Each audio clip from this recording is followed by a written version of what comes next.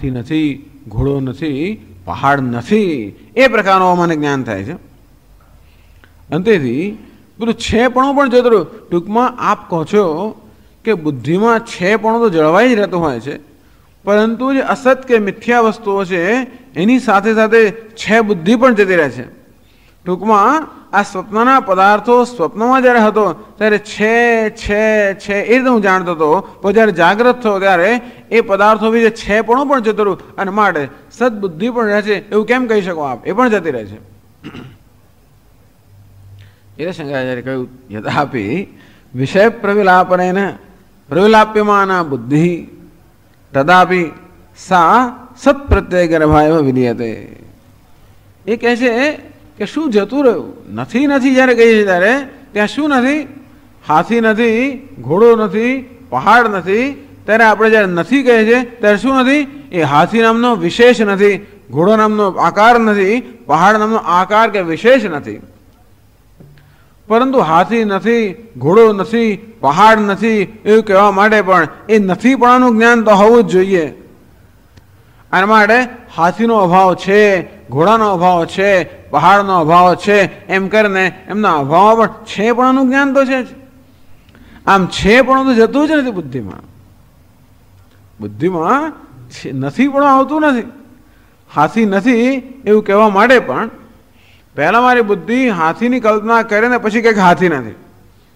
મારા હાથમાં ઘડો નથી એમ કહેવા માટે પહેલાં બુદ્ધિમાં ઘડાની કલ્પના થવી જોઈએ, અને પછી એ કલ્પનાનો નિષેધ થવો જોઈએ. અંતેથી ઘડો નથી એમ કહેવા માટે પણ બુદ્ધિમાં કંઈક પ્રવૃત્તિ હોવી જોઈએ. અંતેથી ઘડાનો અભાવ છે ખરેખર એવું જ્ઞાન થતું હોય છે. પણ ઘડાનો અભાવ એ ઘડાના સંદર્ભમાં સમજાતો હોવાને કારણે ઘડાનો અભાવ છે. આમ છે પણ તો બુદ્ધિમાંથી ક્યારે જતું જ નથી. શંકરાચાર્ય લખ્યું, યદા આપી વિષય પ્રવિલાપનેન પ્રવિલાપ્યમાના બુદ્ધિ. યદા આપી જ્યારે વિષય પ્રવિલાપનેન વિષયનો પ્રવિલાપ થઈ જાય, વિષય સંપૂર્ણ નષ્ટ થઈ જાય. અને એવું ક્યારે થાય છે?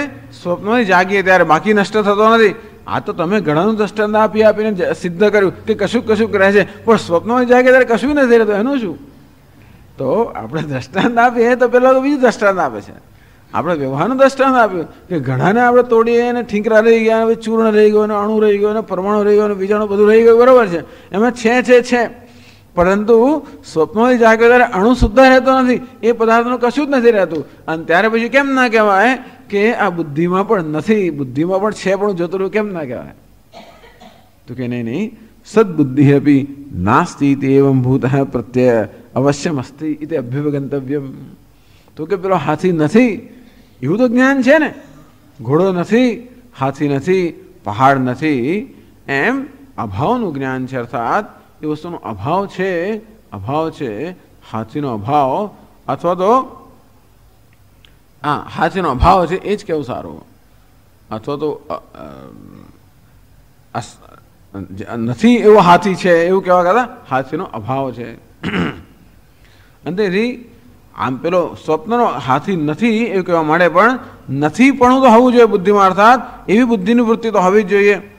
અંતેથી ખરેખર આપણે હાથી નથી એમ જ્યારે કહીએ ત્યારે પણ આપણે નથી એમ નથી કહેતા, આપણે શું કહે છે? હાથીનો અભાવ છે એમ જ કહેતા હોઈએ છીએ. ભલે આપણી ભાષા આવી પ્રયોગ, ભાષાનો પ્રયોગ નથીપણાનો છે. બુદ્ધિ ક્યારે નથીપણાનું જ્ઞાન પ્રાપ્ત કરી શકતી નથી. બુદ્ધિ ક્યારે નથીપણાના ક્ષેત્રમાં વ્યવહાર કરી શકતી જ નથી. બુદ્ધિ હંમેશા છેપણાના ક્ષેત્રમાં જ વ્યવહાર કરે છે.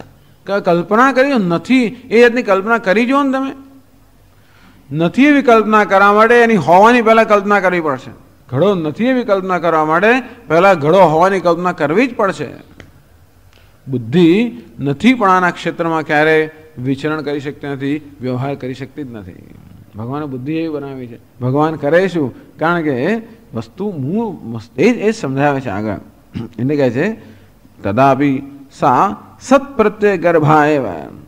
ટૂંકમાં નથી એમ જ્યારે કહે ત્યારે પણ, હાથી નથી એમ કહે ત્યારે પણ, કે ઘડો નથી એમ બધા કહે ત્યારે પણ સત્પ્રત્યય ગર્ભા, એ ઘડાને પૂર્ણતા લઈ લેતો ત્યાં કશું નથી એમ પણ કહેવાય. તો ઘડાને તોડ ના કરીને ઘડ લઈ જ લેતો ધારો કે તો કશું જ નહીં ત્યાં આગળ. તો એમ ઘડો નથી એમ જ્યારે કહે ત્યારે પણ સત પ્રત્યય ગર્ભા, ટૂંકમાં સત પ્રત્યય તો બુદ્ધિના ગર્ભમાં રહી જતો હોય, આમ ઘડો નથી એમ કહેવા માટે પણ બુદ્ધિમાં અસ્તિત્વ પ્રત્યે કે ઘડાનો અભાવ છે અથવા તો જે પહેલા ઘડો જો એ નથી, એ કોઈક પ્રકારનું અસ્તિત્વનો ગર્ભમાં એટલે એના સત પ્રત્યય ગર્ભા બુદ્ધિના ગર્ભમાં અસ્તિત્વ તો રહી જ જતું હોય છે. સત પ્રત્યય ગર્ભા એવું વિલીયતે, આથી બુદ્ધિનો પૂર્ણ વિલાપ થાય છે, બુદ્ધિના વિશેષતાનો વિલાપ થઈ જાય ધારો કે તો પણ, કારણ કે બુદ્ધિમાં કયો વિચાર જન્મે? વિષયના આકારનો વિચાર જન્મે. એટલે જેવો બુદ્ધિનો આકાર કેવો હોય, જેવો વિષયનો આકાર હોય તેવો, અને વિષય જતો રહે તો બુદ્ધિનો આકાર જતો રહે પણ બુદ્ધિનું પણ અસ્તિત્વ જતું નથી રહેતું હતું. અને તેથી સત પ્રત્યય ગર્ભા એવા ટૂંકમાં હોવાપણું તો બુદ્ધિમાં રહી જ જાય છે. કશુંક તો છે અર્થાત આનો અભાવ છે એ વસ્તુ રહી જાય. ઘણા લોકો એમ કહે છે અભાવ નહીં, પણ પછી હાથ એમ કહે કે મારા હાથમાં ઘડો નથી, એટલે કહે છે કે હાથમાં ઘડો નથી એટલે હાથ છે. ટૂંકમાં ઘણા લોકો એમ કહે છે હાથમાં ઘડો નથી એટલે શું? હાથ છે, ઘડા વગરનો હાથ છે એવું જ્ઞાન થયું.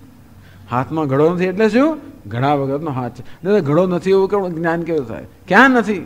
એ ઘડાનું અધિષ્ઠાન જે છે અધિકરણ ધારક કે એનું જ્ઞાન ન હોય ત્યાં સુધી ઘડાનું નથી એનું પણ જ્ઞાન ન હોય. ઘડો નથી એવું જ્ઞાન ક્યારે થાય?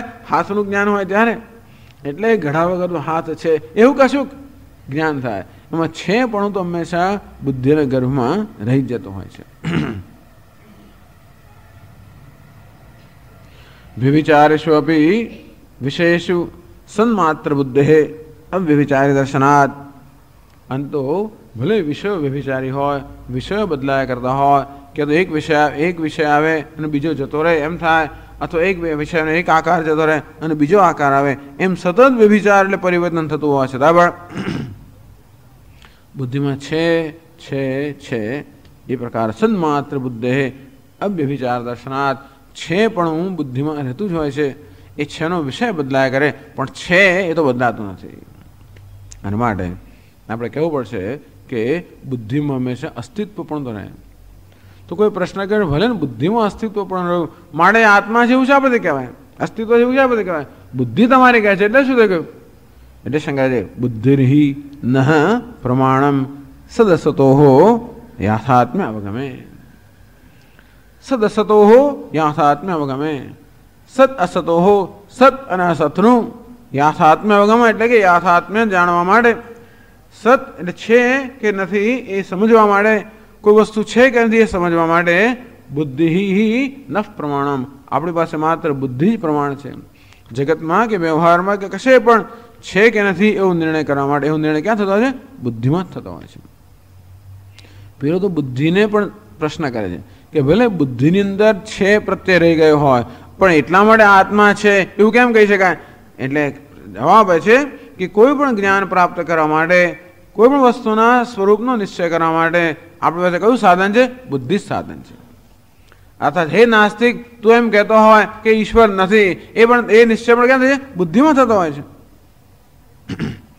સુષુપ્તિ અવસ્થાની અંદર જ્યારે બુદ્ધિ નથી આવતી ત્યારે કોઈ નિશ્ચય ત્યાં હોતો જ નથી.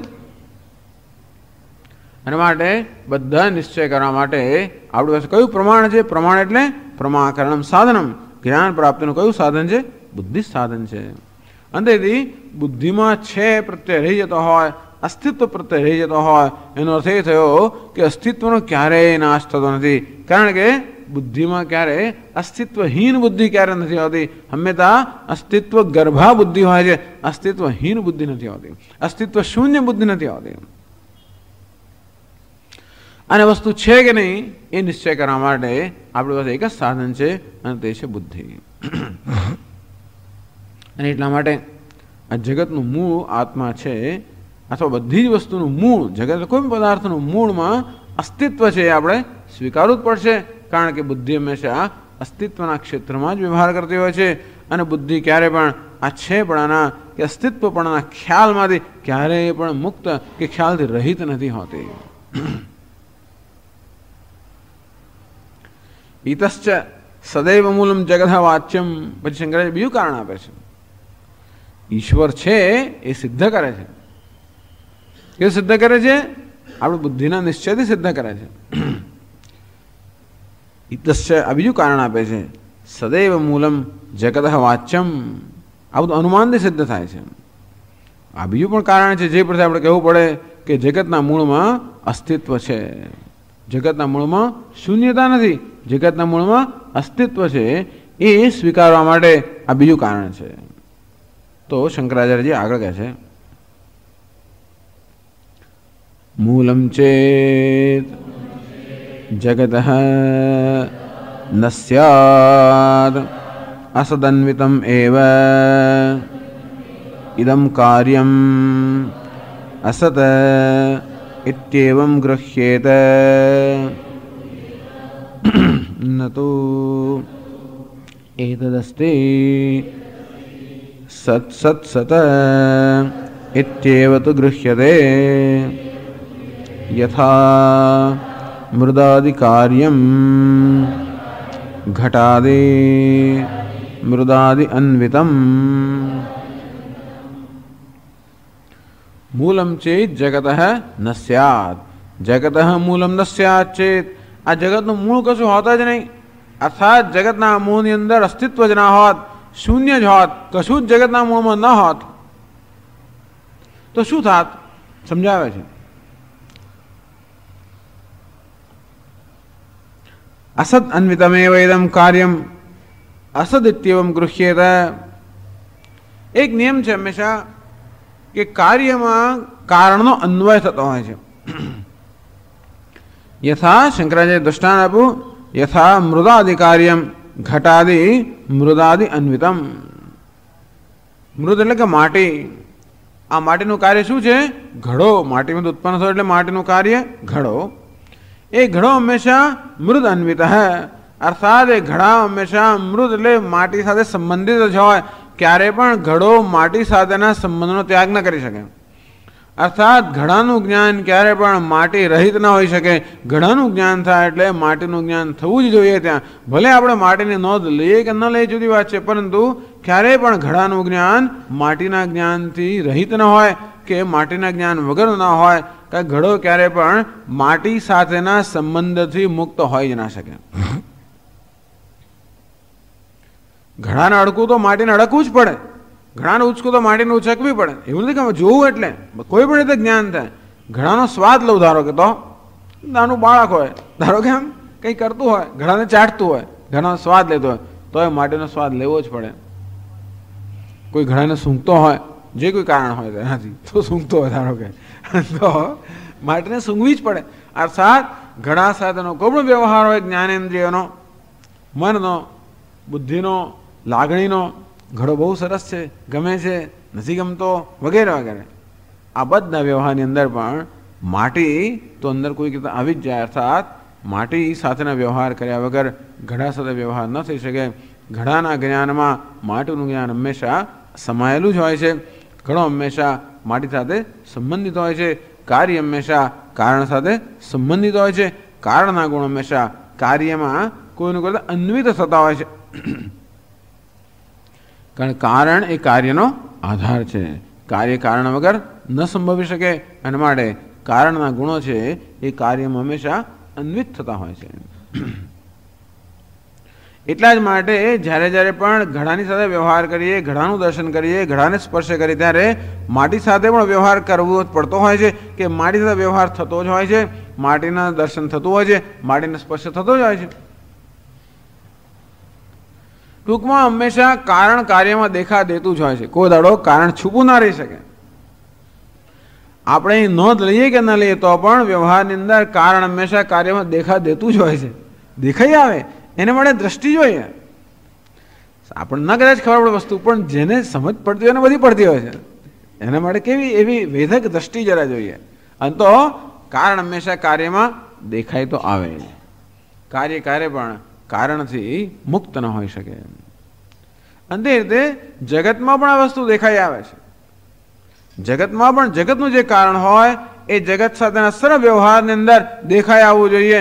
અર્થાત જગત સાથે વ્યવહાર કરે ત્યારે એ કારણ સાથે વ્યવહાર થતો જ હોવો જોઈએ.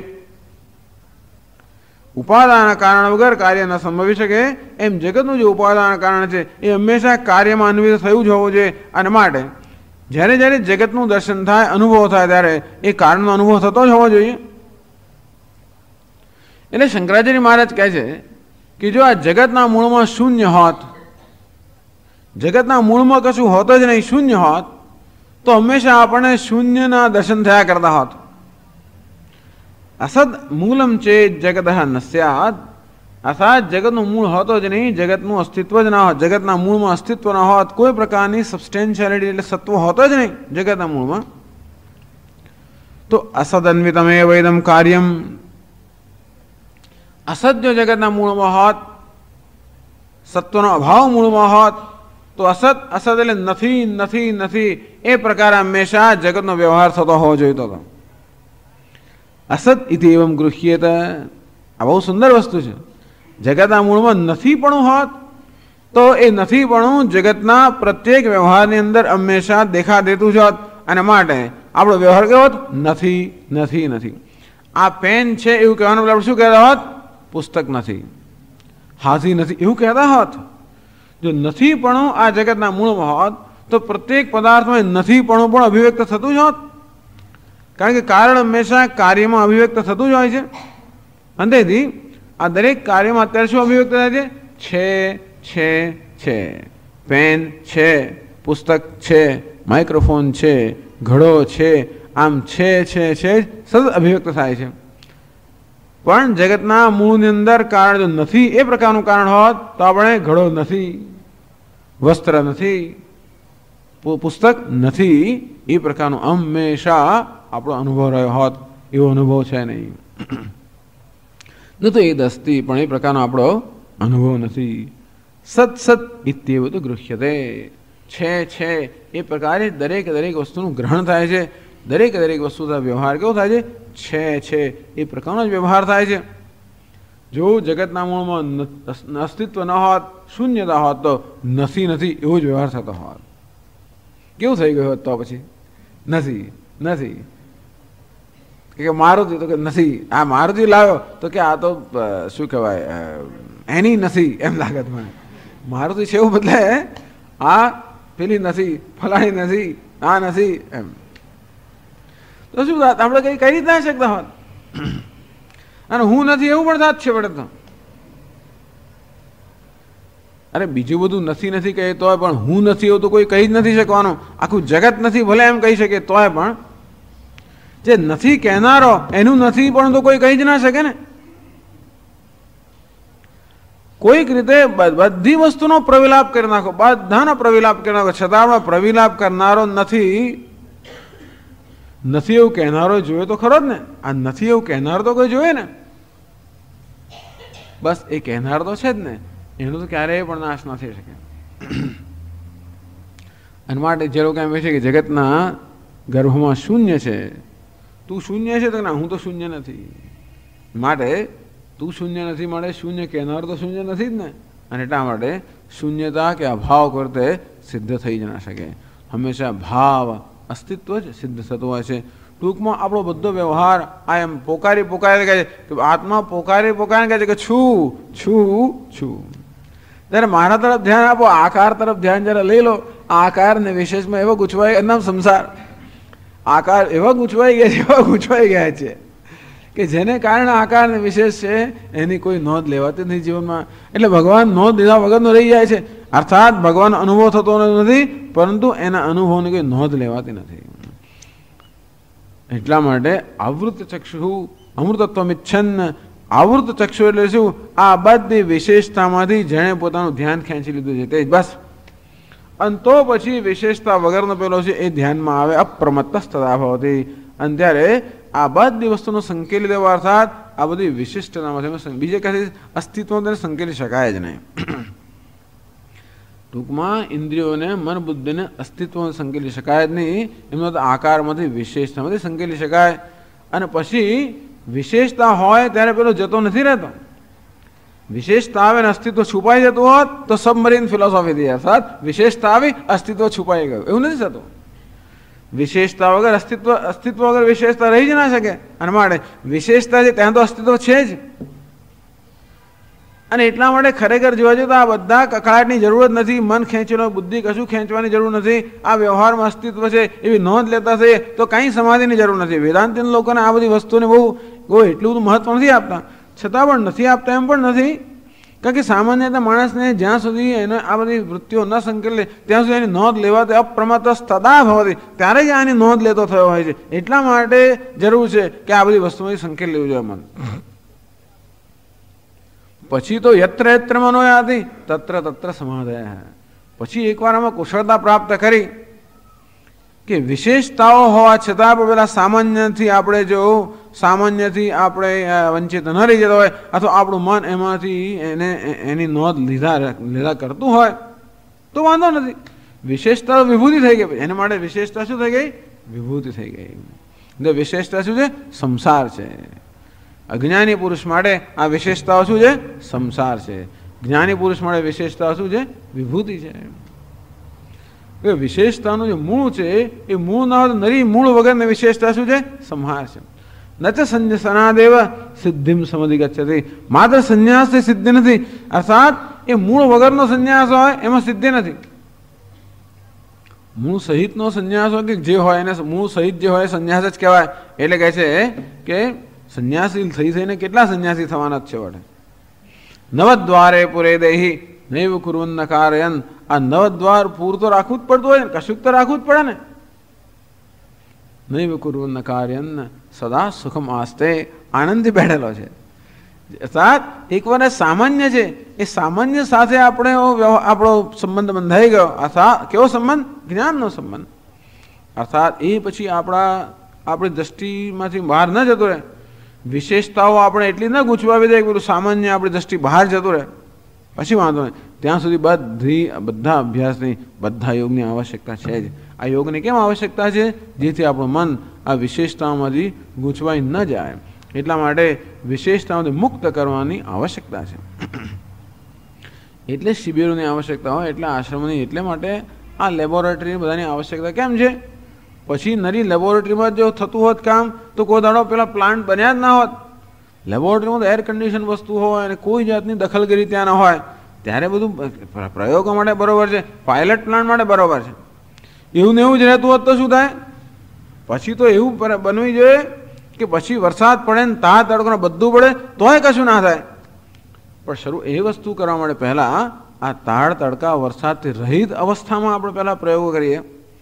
પછી પ્રયોગમાં એવો નિષ્ણાત બની જઈએ કે પછી ભલે ને તડકો પડે પછી આપણે બહાર મૂકી શકીએ. અંતે રીતે પહેલાં એક લેબોરેટરી એર કન્ડિશન સ્થિતિ કરવાની જરૂર છે. તામ યોગ મિત મન્યંતે. એટલે કહ્યું એટલા માટે એને શું કહ્યું એને યદા પંચાઓ તિષ્ઠંતે જ્ઞાનાની મનસા સહ બુદ્ધિશ્ચન વિચેષ્ટતિ તામ આહુ પરમામ ગતિમ.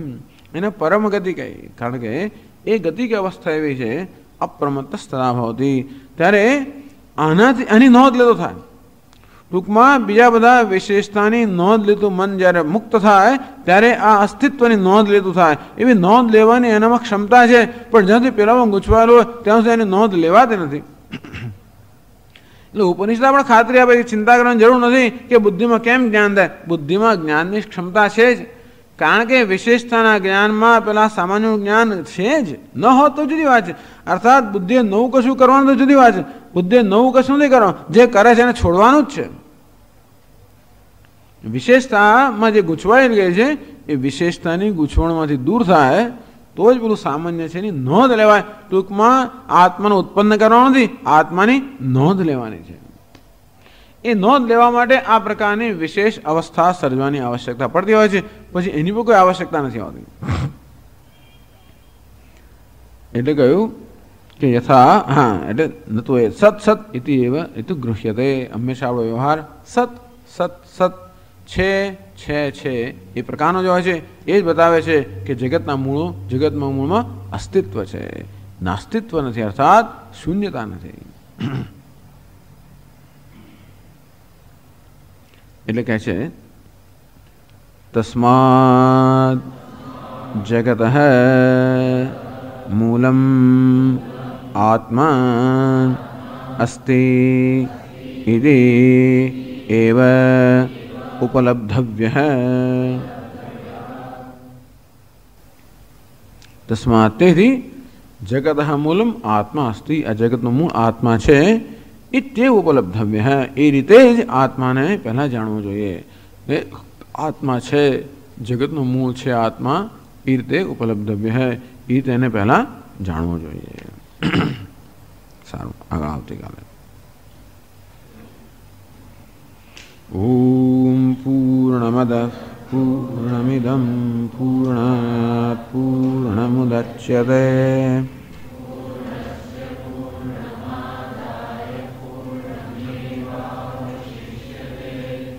ઓમ શાંતિ શાંતિ શાંતિ. શંકરં શંકરાચાર્યં કેશવં બાદરાયણં સૂત્રભાષ્યકૃતૌ વંદે પુનઃ પુનઃ. ઈશ્વરો ગુરુરાત્મેતિ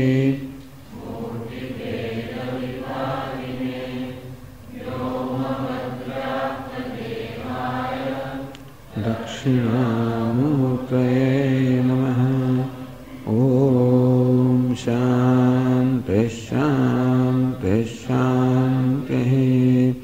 હરિ ઓમ શ્રી ગુરુભ્યો નમઃ. હરિ ઓમ.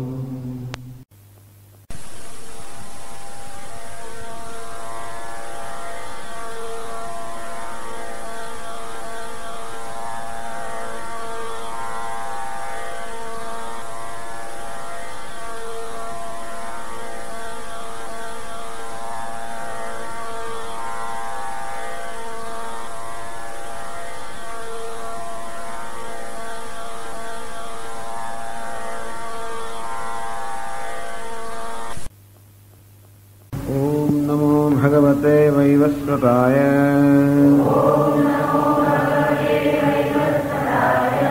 मृत्यवे ब्रह्मविद्याचार्याय नचिकेतसे च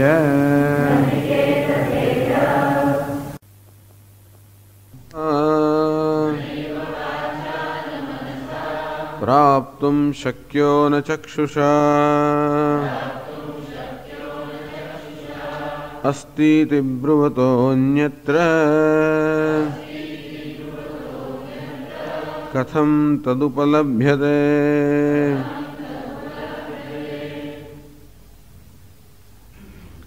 अस्तीति ब्रुवतः अन्यत्र कथं तदुपलभ्यते.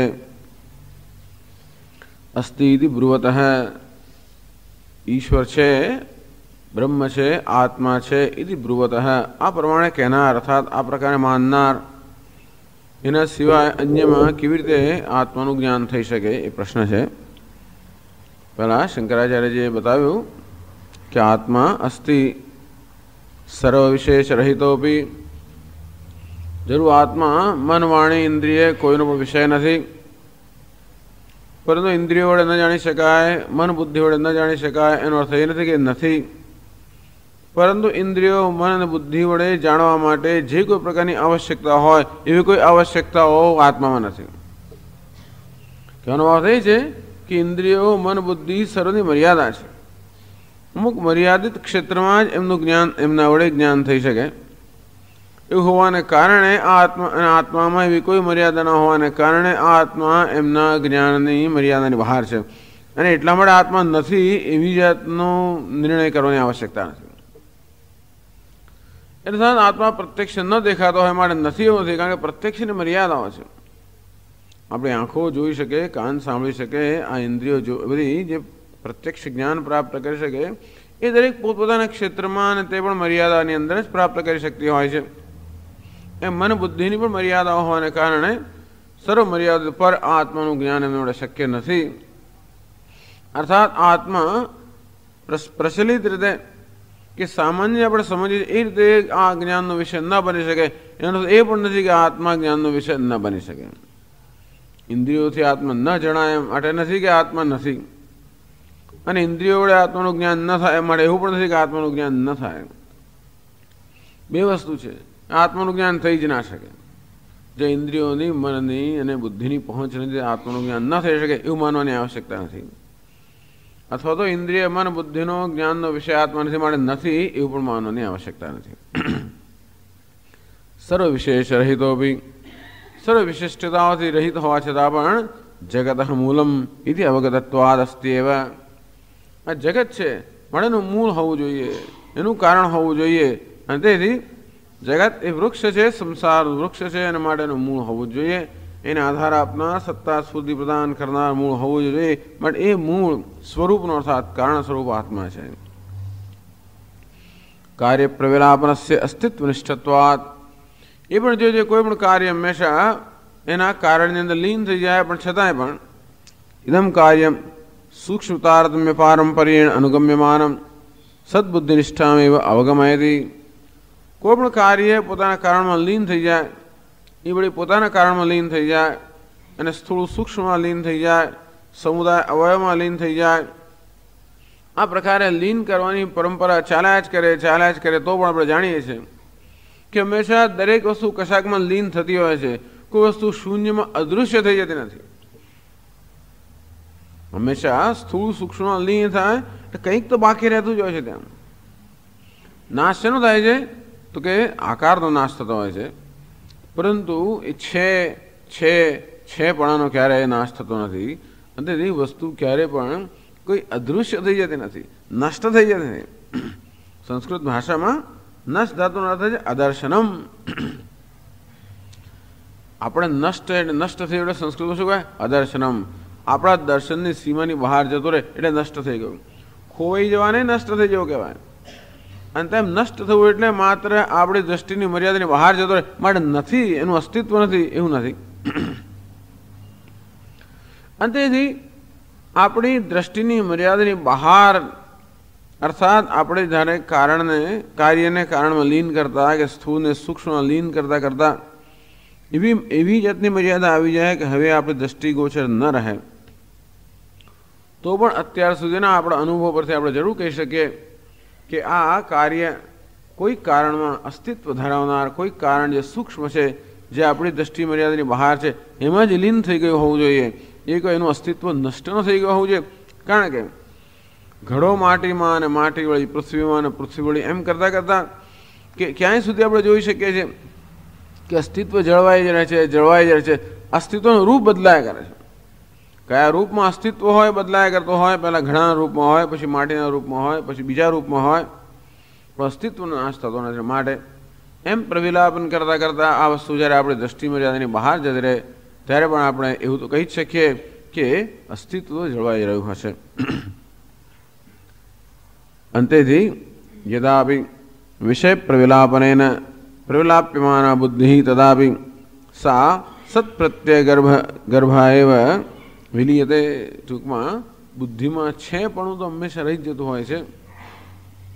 ક્યારેય બુદ્ધિ વસ્તુ નથી એ પ્રકારનો અનુભવ કરી શકતી પણ નથી.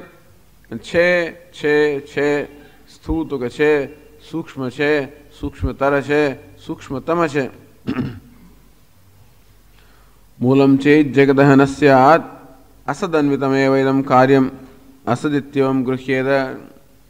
જો જગતનું મૂળ ન હોત, જગતનું કારણ ન હોત, જગતના મૂળમાં શૂન્યતા જ હોત, અર્થાત શૂન્યમાંથી જગત સર્જાયું હોત, શૂન્ય આ જગતનું ઉપાદાન કારણ હોત, તો એવો એક નિયમ છે કે ઉપાદાન કારણ હંમેશા કાર્યમાં સર્વત્ર વ્યાપ્ત હોય.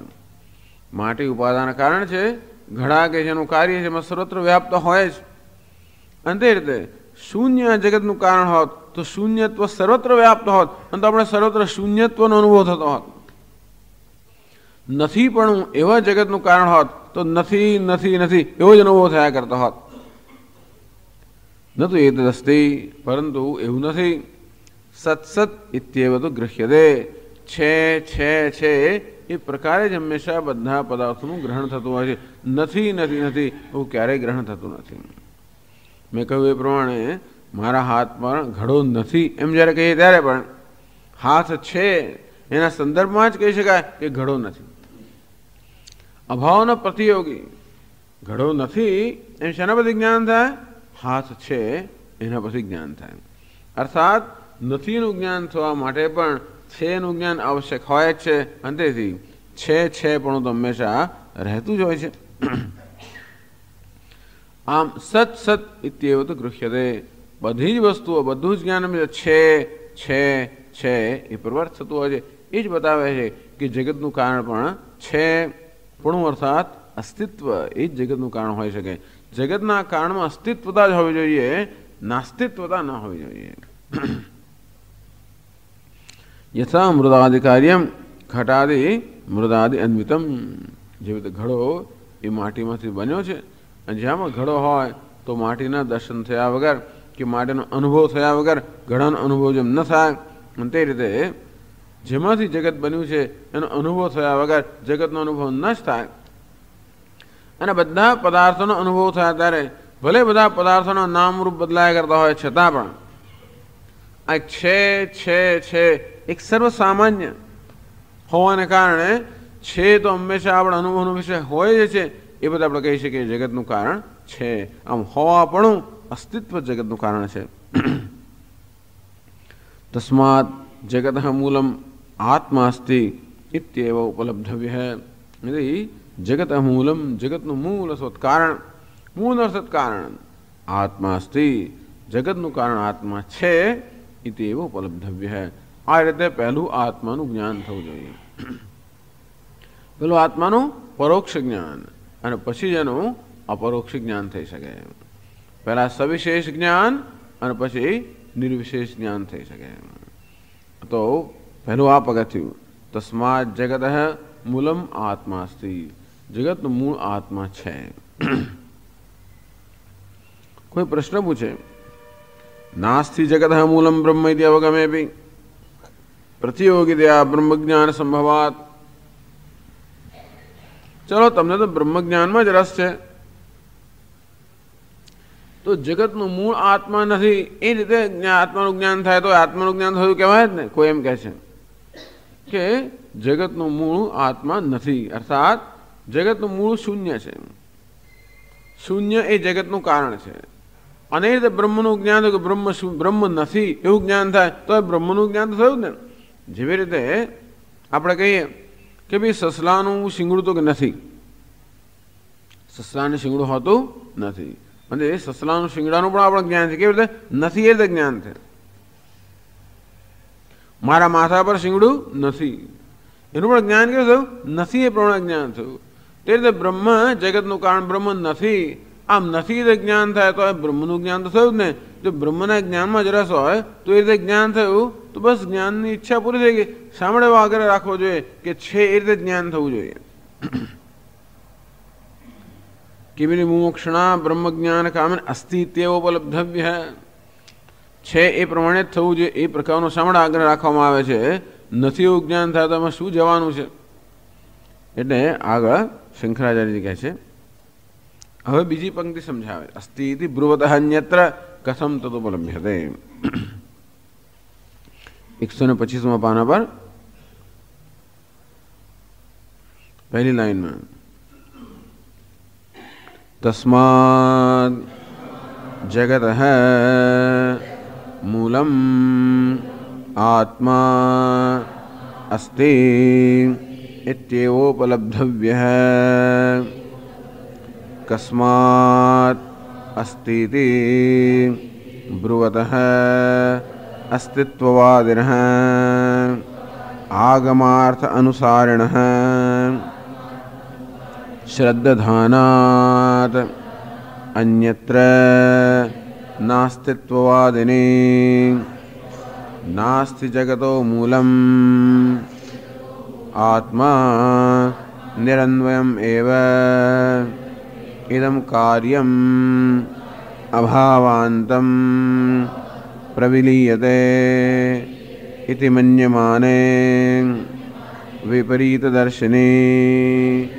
કથમ તદ્બ્રહ્મ તત્વતઃ ઉપલભ્યતે ન કથંચન ઉપલભ્યતે ઇત્યર્થઃ.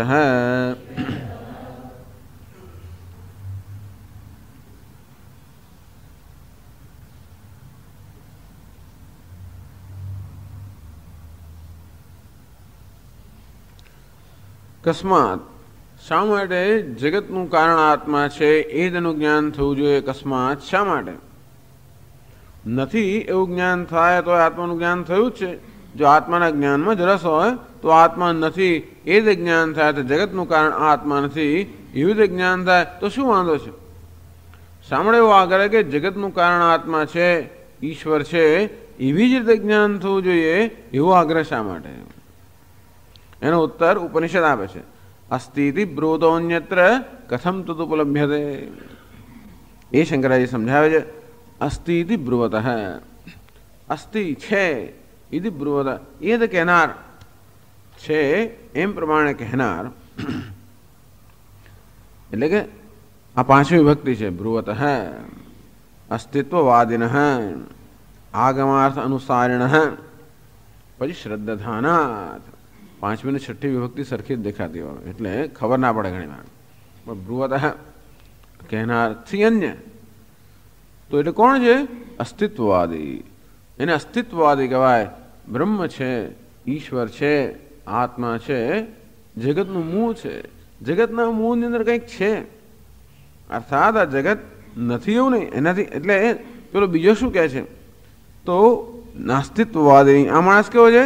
શ્રદ્ધાનાથ. એમાં શ્રદ્ધા છે કે જગતના મૂળમાં ઈશ્વર છે. ઈશ્વર અર્થાત જે કે ઉત્કૃષ્ટ, કે જે ઉદાત્ત છે એનું નામ ઈશ્વર. ઈશ્વર અર્થાત જે કે ઉદાત્ત છે, ઉત્કૃષ્ટ છે, ઉમદાની સર્વ મર્યાદા, જે સર્વ કલ્યાણ ગુણ ગણમય છે એવો ઈશ્વર છે. એને એવું એ કહેવા માટે શું જોઈએ? શ્રદ્ધા જોઈએ. કારણ કે શ્રદ્ધા ક્યાં જોઈએ? જે આપણા પ્રત્યક્ષ જ્ઞાનનો વિષય નથી એનો સ્વીકાર કરવા માટે શ્રદ્ધા જોઈએ. જે પ્રત્યક્ષ જ્ઞાનનો વિષય છે એને સ્વીકારવામાં શ્રદ્ધાની આવશ્યકતા નથી. કારણ કે હું જોઈ શકું છું. હું જોઈ શકતો ન હોઉં કોઈ વસ્તુ, કે અહીંયા ફોટો છે એ મને ન દેખાતો હોય, કશું દેખાતું ના હોય. ફોટો તો સમજ્યા વજેડી છે, ધારો કે ફોટો તો દેખાય છે, ન દેખાતો કહેવાય જ ને, બહુ વીજળી છે, ન દેખાતું હોય.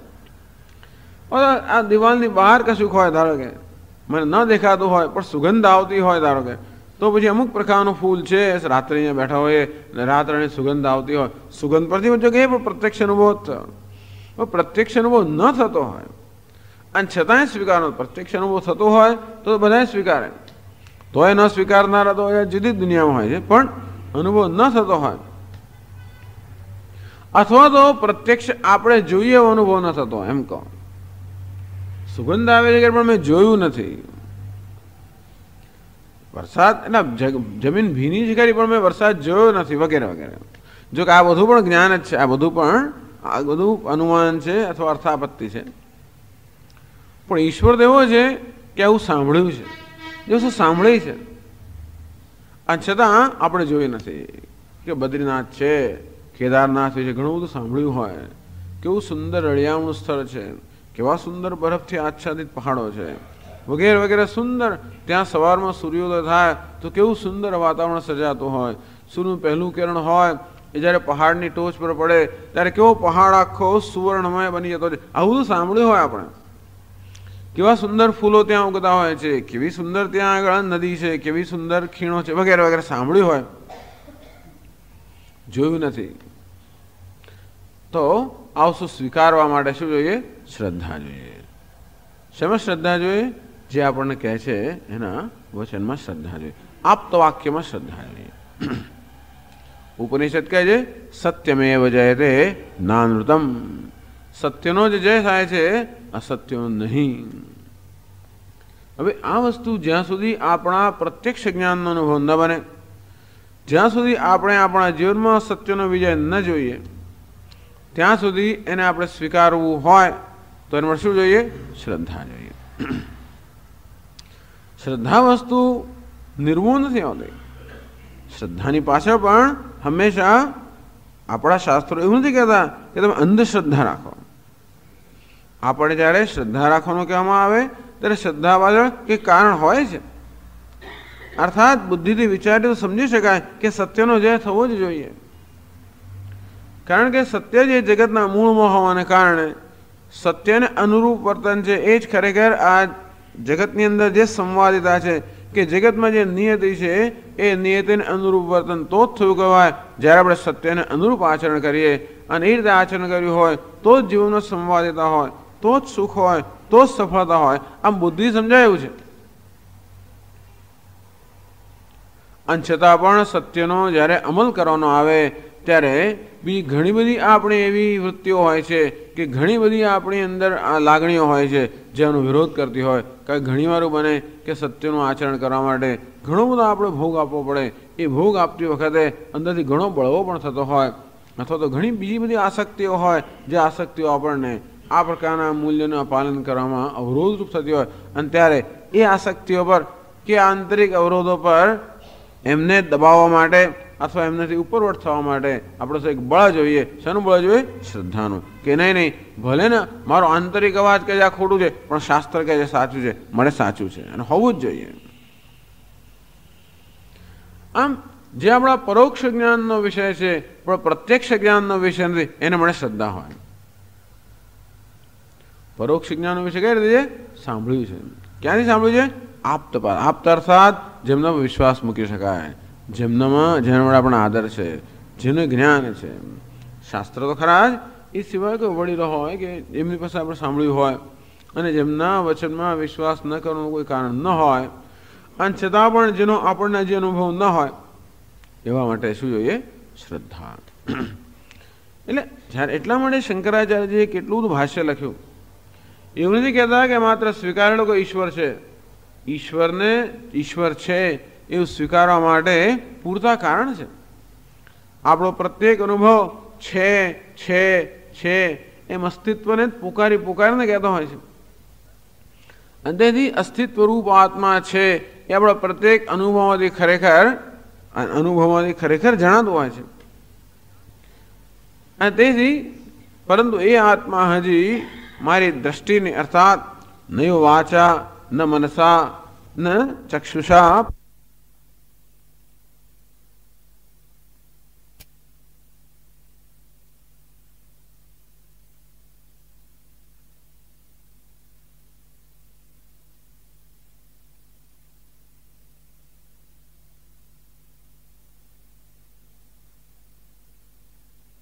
આમ યોગની સ્થિતિ જ્યારે પ્રાપ્ત કરવામાં આવે, જ્યારે બધી ઇન્દ્રિયોની એકાગ્રતા થઈ ગઈ હોય, ઇન્દ્રિયો મન બુદ્ધિ આપણું વ્યક્તિત્વ સંપૂર્ણ રીતે આત્મનિષ્ઠ બની ગયું હોય, અંતર્મુખ બની હોય, એ પરિસ્થિતિમાં આત્માના દર્શન થાય છે એવું કહે છે.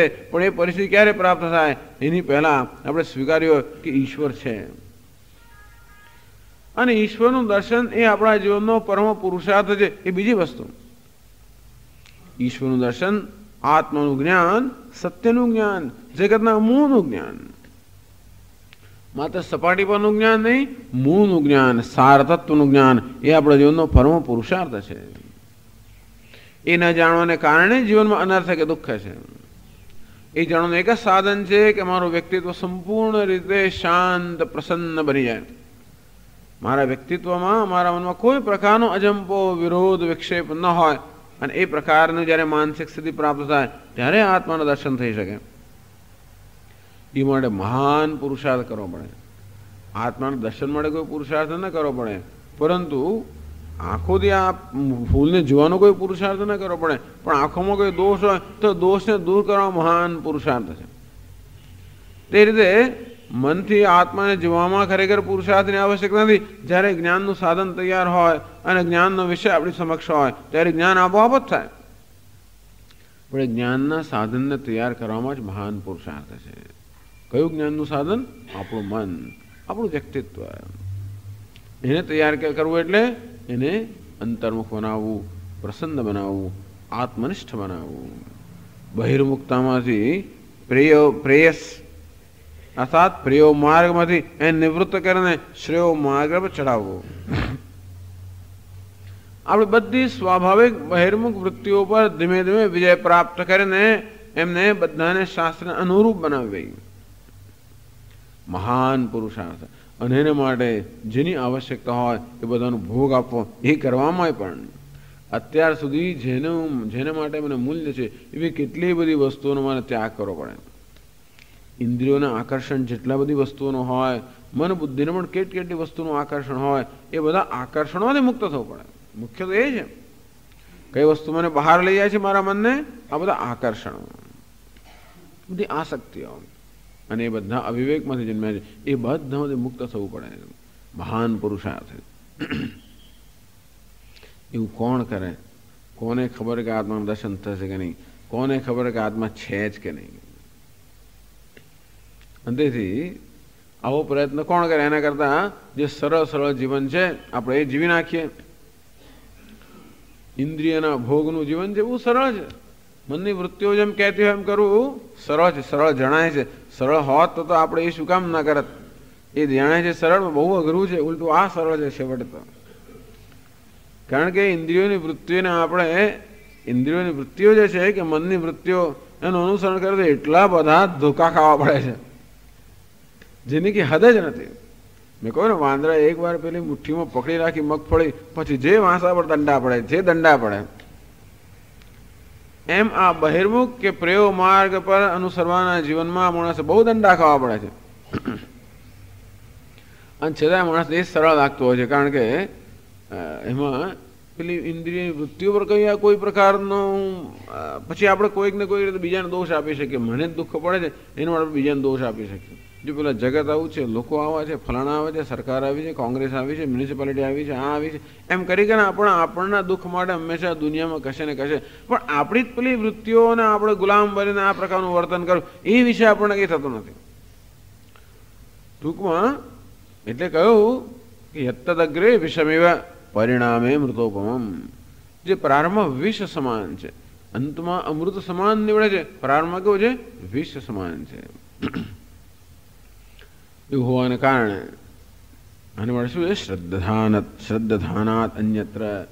આ પ્રકારની શ્રદ્ધા જે ધરાવનારો હોય કે ઈશ્વર છે, સત્ય છે, જગતના મૂળની અંદર કંઈક સત્યમ, શિવમ, સુંદરમ, આવું જગતનું મૂળ છે. ભલે બહાર બધું અશિવ દેખાતું હોય. અમંગલ્યમ શીલમ તવ ભવતું નામૈવ અખિલમ. એમનું બધું આચરણ શિવજીનું કેવું છે? અમંગળ છે. સ્મશાને શું આ ક્રીડા, ક્યાં આગળ રમત કરે છે? ક્યાં રહે છે? સ્મશાનની અંદર. સ્મરહર પિશાચા સહચરાહા. ના સહચરો કોણ છે? પિશાચ લોકો. ચિતા ભસ્માલેપ. શરીર પર શેનો આલેપ કર્યો છે? ચિતાની ભસ્મ. બીજી ભસ્મ ના મળે સ્મશાનમાં. બીજી કઈ ભસ્મ મળે? સ્રગ પિંદ્ર કરોટી પરિકર. શેની માળા પહેરી છે? તો કે ખોપરીઓની માળા પહેરી છે. અમંગલ્યમ શીલમ તવ ભવતું નામ. એ બધું જ અમંગળ જ દેખાય છે. તથા વિસ્મર્તૃણામ વર્દ પરમમ મંગલમસી. પણ આ બધા અમંગળ જે છે એ અમંગળથી જે છેતરાઈ નથી જતા. અને એ અમંગળનું જે આધાર છે, અમંગળનું જે અધિષ્ઠાન છે, એ કેવું છે? શિવ છે. સ્મર્તૃણામ જ્ઞાતૃ. આ પ્રકારે જાણનારા જે છે પરમમ મંગલમસી. હે પરમાત્મા ભગવાન, આપ એમને માટે પરમ મંગળ સ્વરૂપ છે. આમ જીવનમાં આપણે સર્વત્ર શું થાય છે? અમંગળ જ દેખાય છે. એ બધું અમંગળ દેખાતું હોવા છતાં પણ, બધે સંઘર્ષ દેખાતો હોય, અન્યાય દેખાતો હોય, દુઃખ દેખાતો હોય, અનર્થ દેખાતો હોય, બધું એવું જ દેખાતું હોય. ભલાનો વિશ્વાસ ઉડી જાય એવી જાતનું વાતાવરણ છે અત્યારે. એવું બધું રાવણ ને કુંભકર્ણના જમાનામાં કે હિરણ્યકશિપુ એવું જ હશે બધું. અને છતાંય પણ એવો વિશ્વાસ હો કે નહીં, આ બધાના ગર્ભની અંદર શિવમ સત્યમ, શિવમ સુંદરમ, મંગળ છે. એનું શું છે? મહાન શ્રદ્ધા જોઈએ. ચારે બાજુ હિંસાનું દર્શન થાય છતાં પણ અહિંસા પરમો ધર્મ. અહિંસા જ પરમ ધર્મ છે એવું સ્વીકારવાનું શું છે? મહાન વિશ્વાસ છે. માત્ર બોલીને બેસી રહ્યો નહીં, પરંતુ એને પોતાના જીવનનો ખરેખર જીવનનો સિદ્ધાંત બનાવવો, એ રીતે પોતાના જીવનને ઘડવું, એ માટે શું છે? મહાન શ્રદ્ધા.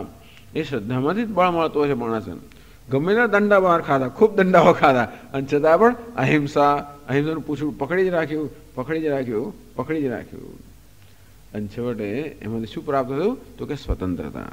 અને બીજું ઘણું સ્વતંત્રતા તો બહુ માઇનર વસ્તુ છે એમના માટે, છતાં આંતરિક સરળતા, આ પ્રકારની વસ્તુ પ્રાપ્ત થાય. ટૂંકમાં ઈશ્વરને આગળ આપણે કરીશું આગળના મંત્રમાં, પણ શ્રદ્ધા થાય, ખૂબ મહાન શ્રદ્ધા જોઈએ.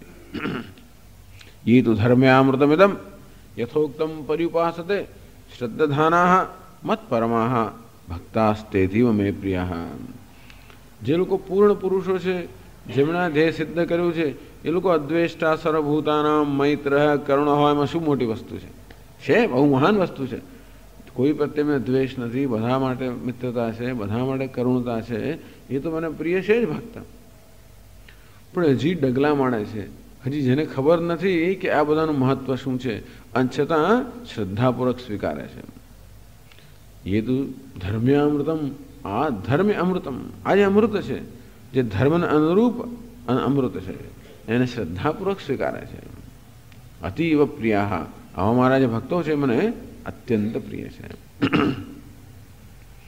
એટલે શંકરાચાર્ય આગમાર્થાનુસારિણ શ્રદ્ધાનાત અન્યત્ર અસ્તિત્વવાદિન, અસા અસ્તિ અસ્તિ ઇતિ વાદી છે એ પ્રકારે જે વાત કરનાર છે, એ પ્રકારે કહેનાર છે, અર્થાત એ પ્રકારની માન્યતા ધરાવનાર છે.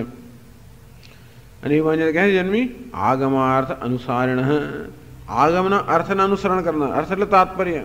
તો આગમનો જે આદેશ છે, આગમનો જે ઉપદેશ છે, આગમ એટલે શાસ્ત્રનો જે ઉપદેશ છે, શાસ્ત્રના વિધાનો છે, શાસ્ત્રનું તાત્પર્ય છે, અનુસારણ, એનું અનુસરણ કરનારા, એનું અનુસરણ કરનાર.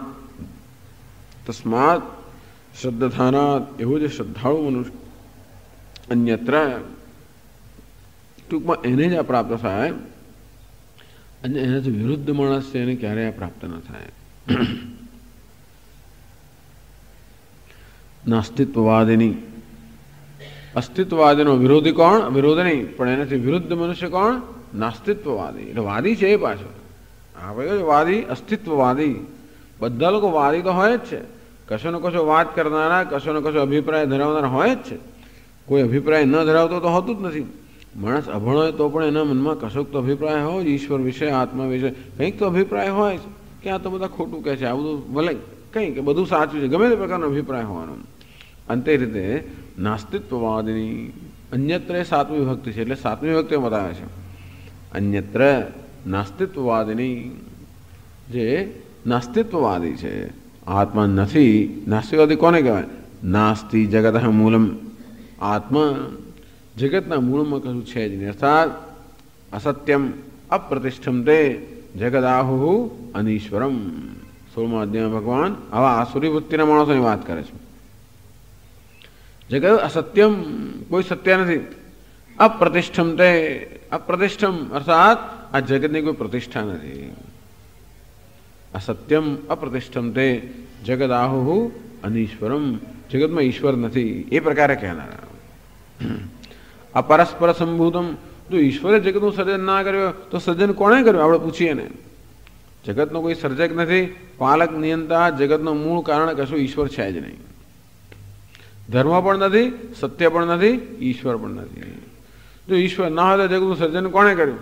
અપરસ્પર સંભૂતમ, માત્ર આ સ્ત્રી અને પુરુષના સંભૂતમ, એના સંયોગમાંથી, અર્થાત આ પ્રકૃતિના પુરુષના સંયોગમાંથી, કામમાંથી આ જગત ઉત્પન્ન થાય છે.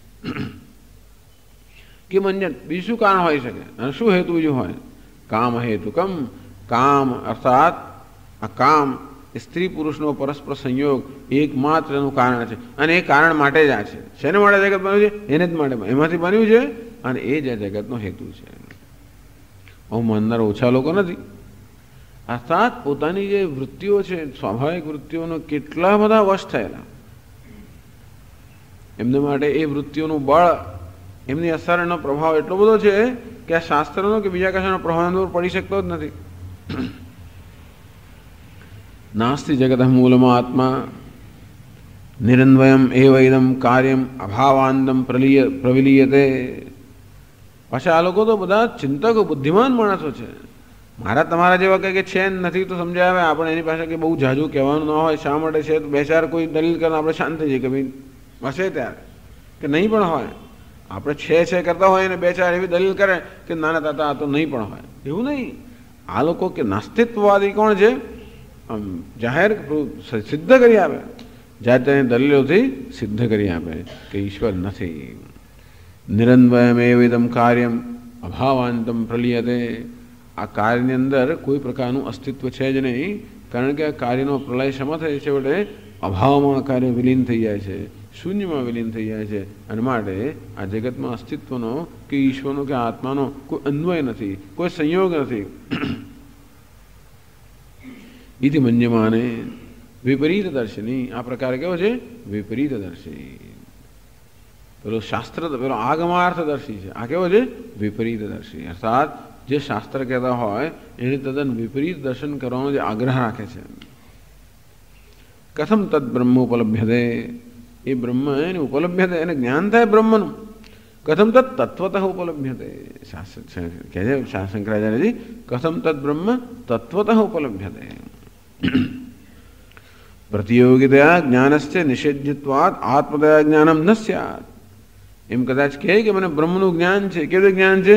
બ્રહ્મ નથી એવું જ્ઞાન છે. એમ કે હું પણ બ્રહ્મ જ્ઞાની છું. પણ તત્વતઃ એ બ્રહ્મ આત્મતયા કેવું રીતે જણાય? એ બ્રહ્મનું જ્ઞાન ક્યારે થયું કહેવાય? જગતનું મૂળ બ્રહ્મ છે એ ખરેખર જાણ્યું ક્યારે કહેવાય? એને આત્મ સ્વરૂપે જાણી ત્યારે. હજી જ્યાં સુધી જગતનું મૂળ કે કારણ બ્રહ્મ કે ઈશ્વરમાંથી ભિન્ન છે એવું જાણ્યું ત્યાં સુધી એ જ્ઞાન કેવું છે? પૂરતું જ્ઞાન નથી, એ યથાર્થ જ્ઞાન નથી. બ્રહ્મને કે ઈશ્વરને આત્મતયા જાણ્યો હોય ત્યારે જ એ યથાર્થ જ્ઞાન છે, એનું તત્વતઃ જ્ઞાન છે. અને તત્વતઃ જ્ઞાન કેવી રીતે થાય? જ્યાં સુધી મનુષ્ય એમ પહેલાં સ્વીકારે નહીં તો એમ કહેતો જ હોય કે બ્રહ્મ નથી, એ જ જ્યારે નિર્ણય હોય એને બ્રહ્મનું આત્મતયા જ્ઞાન કેમ થઈ શકે? ન કથંચન ઉપલભ્યતે. કોઈ રીતે આ રીતે જ્ઞાન ન થઈ શકે. ન કથંચન ઉપલભ્યતે. કોઈ પણ એવી રીતે ટૂંકમાં જેને ઈશ્વરનો અનાદ એટલે કોઈ વસ્તુ નહીં, ઈશ્વર એટલે કોઈ વસ્તુ નથી એવું જ્યારે આપણે કહીએ ત્યારે વસ્તુની આપણને ક્યારેય એનો પ્રસન્નતા કે એનો અનુગ્રહ પ્રાપ્ત ન થાય. એમાં તો એવું છે કે ઈશ્વરનું જ્ઞાન થવા માટે કે કોઈ પણ પદાર્થનું જ્ઞાન થવા માટે એનો અનુગ્રહની આવશ્યકતા છે. આપણી માત્ર આંખો ખોલી એટલા માટે જ નહીં, પણ પદાર્થ આપણા પર અનુગ્રહ કરે, અહીં મારી સમક્ષ આવે, મારી સમક્ષ પ્રગટ થાય તો જ પદાર્થ મને જ્ઞાન થાય. ટૂંકમાં કોઈ પણ વસ્તુનું જ્ઞાન થવા માટે એ જ્ઞાનનો વિષય જે જ્ઞેય છે એનો અનુગ્રહ પણ આવશ્યક છે. એ સિવાય જ્ઞાન ન થાય. અંતે એથી વધારે ઈશ્વરનું જ્ઞાન થવા માટે ઈશ્વરનો અનુગ્રહ અત્યંત આવશ્યક છે. ઈશ્વરના અનુગ્રહની ભૂમિકા ક્યારે તૈયાર થાય? ઈશ્વર છે એ પ્રકારે સ્વીકાર કર્યો હોય ત્યારે. એ સિવાય ઈશ્વરનો અનુગ્રહ કેમ પ્રાપ્ત થાય? એની સાથે કેવી રીતે સંવેદનતા, એની સાથે કેવી સંવાદિતા સધાય? આ પદાર્થનું જ્ઞાન ક્યારે થાય? એની સાથે સંવાદિતા સદાય હોય ત્યારે. હું એની તરફ જોતો હોઉં, એને જોવા માટે જે પ્રકારની તૈયારીની આવશ્યકતા હોય એવી તૈયારી કરી હોય.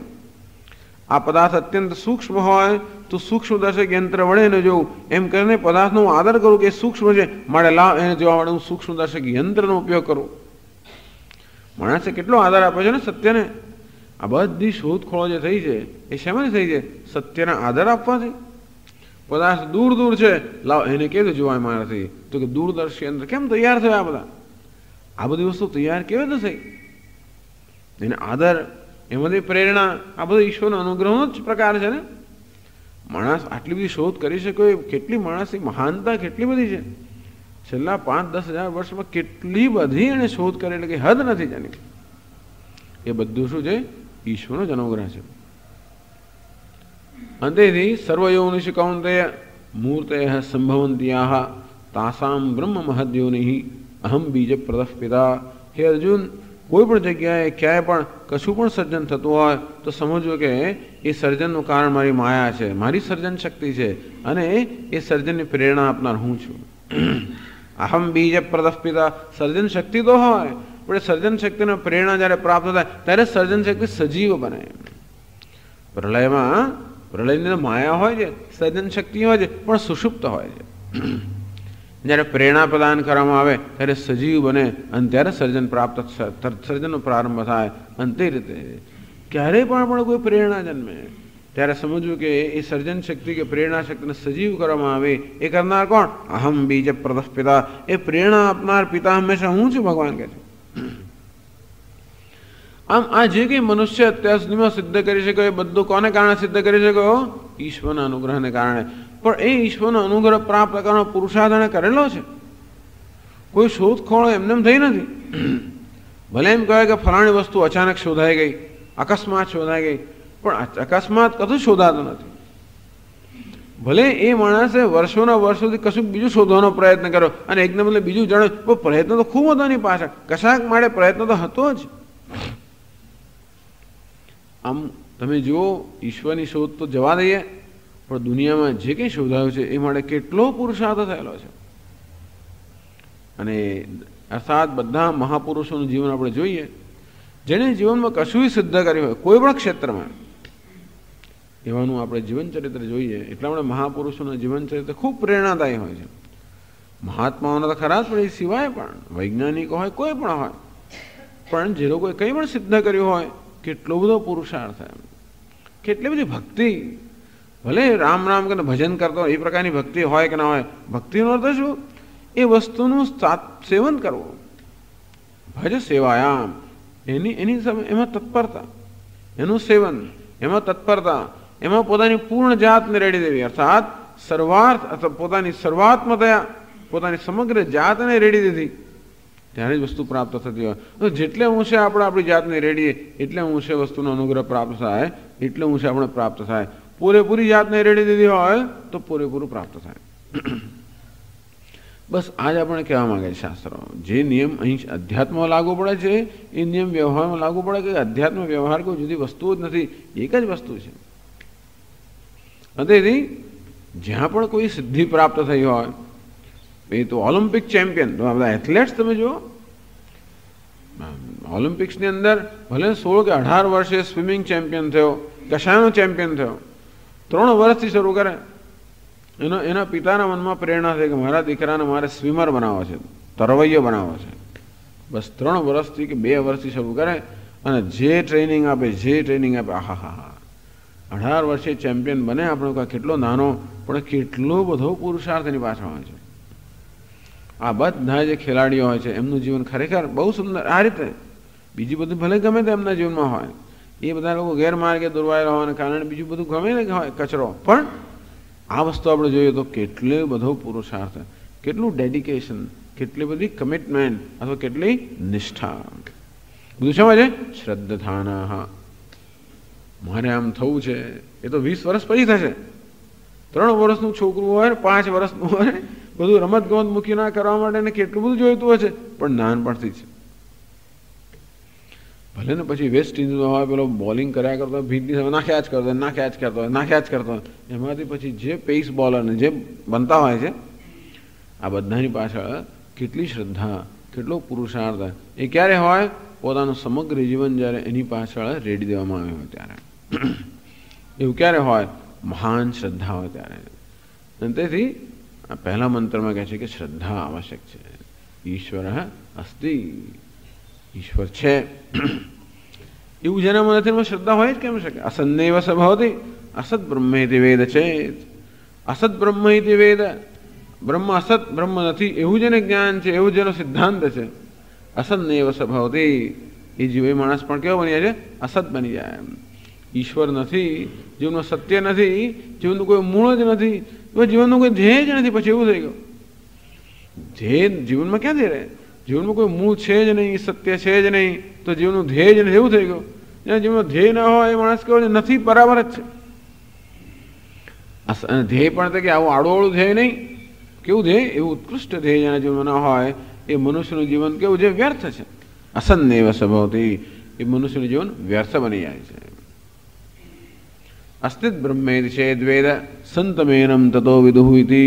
પરંતુ અસ્તિ, બ્રહ્મ છે, ઈશ્વર છે, ઇતિ વેદ, એવું જે કહે છે, એવું જે માને છે, સંતમેનમ, એ છે, અર્થાત એનું જીવન સાર્થક છે. વિદુઃ, સંતનો અર્થ છે, એમ સંત બની જાય છે એમણે કહેવાય, પણ સંતમેનમ તતો વિદુઃ, એનું જીવન સાર્થક બને છે. પણ નથી એવું કહેવાનું જીવન કેવું છે? નિરર્થક જીવન છે.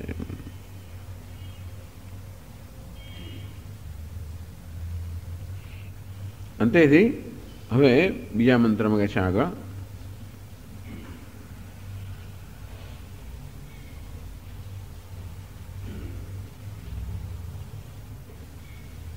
એ જ પાના પર બીજો પેરેગ્રાફ 125 પાના પર પહેલા 13મો મંત્રનો પાઠ કરીએ. अस्तीत्येवोपलब्धव्यः तत्त्वभावेन चोभयोः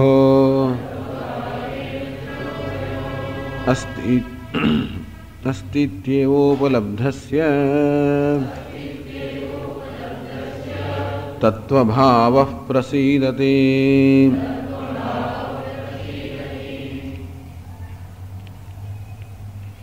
अस्तीत्येव उपलब्धव्यः,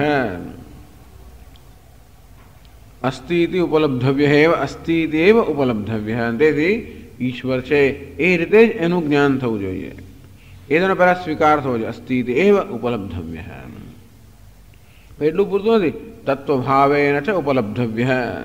ઈશ્વર છે એ તો પહેલાંનું જ્ઞાન થવું જોઈએ, પછી તત્વભાવેન તત્વતઃ ઈશ્વર છું એવું પછી જ્ઞાન થવું જોઈએ। પહેલાં કયું જ્ઞાન છે? ઈશ્વર છે એવું જ્ઞાન થવું જોઈએ, અને પછી છેવટે ઈશ્વર છું એવું જ્ઞાન થવું જોઈએ। આ છે ને છું વચ્ચે બહુ જે કંઈ વચ્ચેની એ બે વચ્ચેની જે અંતર છે એ ક્યારે પૂરાય? કોઈક દિવસ પૂરાય। છેથી શરૂઆત કરી હોય તો કોઈક દિવસ છેનું છું બને, ત્રીજા પુરુષમાંથી પહેલો પુરુષ બને। પણ ત્રીજો પુરુષ જ સ્વીકાર ના હોય, પ્રથમ પુરુષ ના સ્વીકાર્ય હોય તો ઉત્તમ પુરુષ ના બને। બરાબર છે? પ્રથમ પુરુષ પ્રથમ છે, પર આ જગતનો પ્રારંભ ક્યાં થયો? એનાથી થયો। સૌ કામયત, સૌથી પહેલાં તૈત્રીય શું કહે છે? સૌ કામયત સહ અકામયત, એણે ઈચ્છા કરી, સહ એ પહેલો આવ્યો, પછી આ જગત આવ્યો, પણ એ શું કહેવાય? પ્રથમ પુરુષ। છેલ્લો કોણ આવ્યો? હું છેલ્લો આવ્યો, અને છતાં હું કેવું છું? ઉત્તમ પુરુષ। કારણ કે એ છેવટે એ ઈશ્વર ક્યાં છે? તત્સૃષ્ટવા તદેવાનુપ્રાવિશત। આવું સર્જન કરીને ઈશ્વર અહીં પ્રવેશ કર્યો, ત્યારે ક્યાં છે? અહીં છે, ઉત્તમ પુરુષ। આમ પ્રથમ છે એ તો સ્વીકાર્યું હોય, તે છે એવું સ્વીકાર્યું હોય, સહ એમ સ્વીકાર્યું હોય તો સોહમ એ હું છું એને તત્વતઃ જ્ઞાન કહેવામાં આવે છે। ઈશ્વરનું વાસ્તવિક જ્ઞાન ત્યારે થયું હોય જ્યારે એ ઈશ્વર છું, હું છું એ રીતે જ્ઞાન થાય। ઇદમ ઉપલબ્ધવ્ય અસ્તિ તેવોપલબ્ધવ્ય તત્વભાવેન ચ ઉપલબ્ધવ્ય।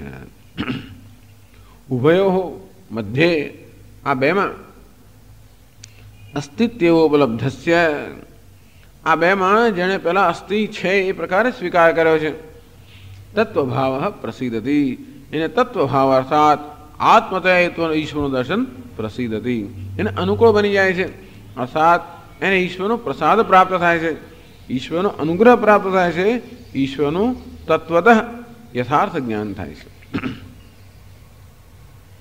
કહે છે શંકરાચાર્યજી, તસ્માત અપોહ્ય અસદ્વાદિપક્ષમ આસુરમ અસ્તિ ઇત્યેવ આત્મા ઉપલબ્ધવ્યઃ સત્કાર્યઃ બુદ્ધ્યાદિ ઉપાધિઃ।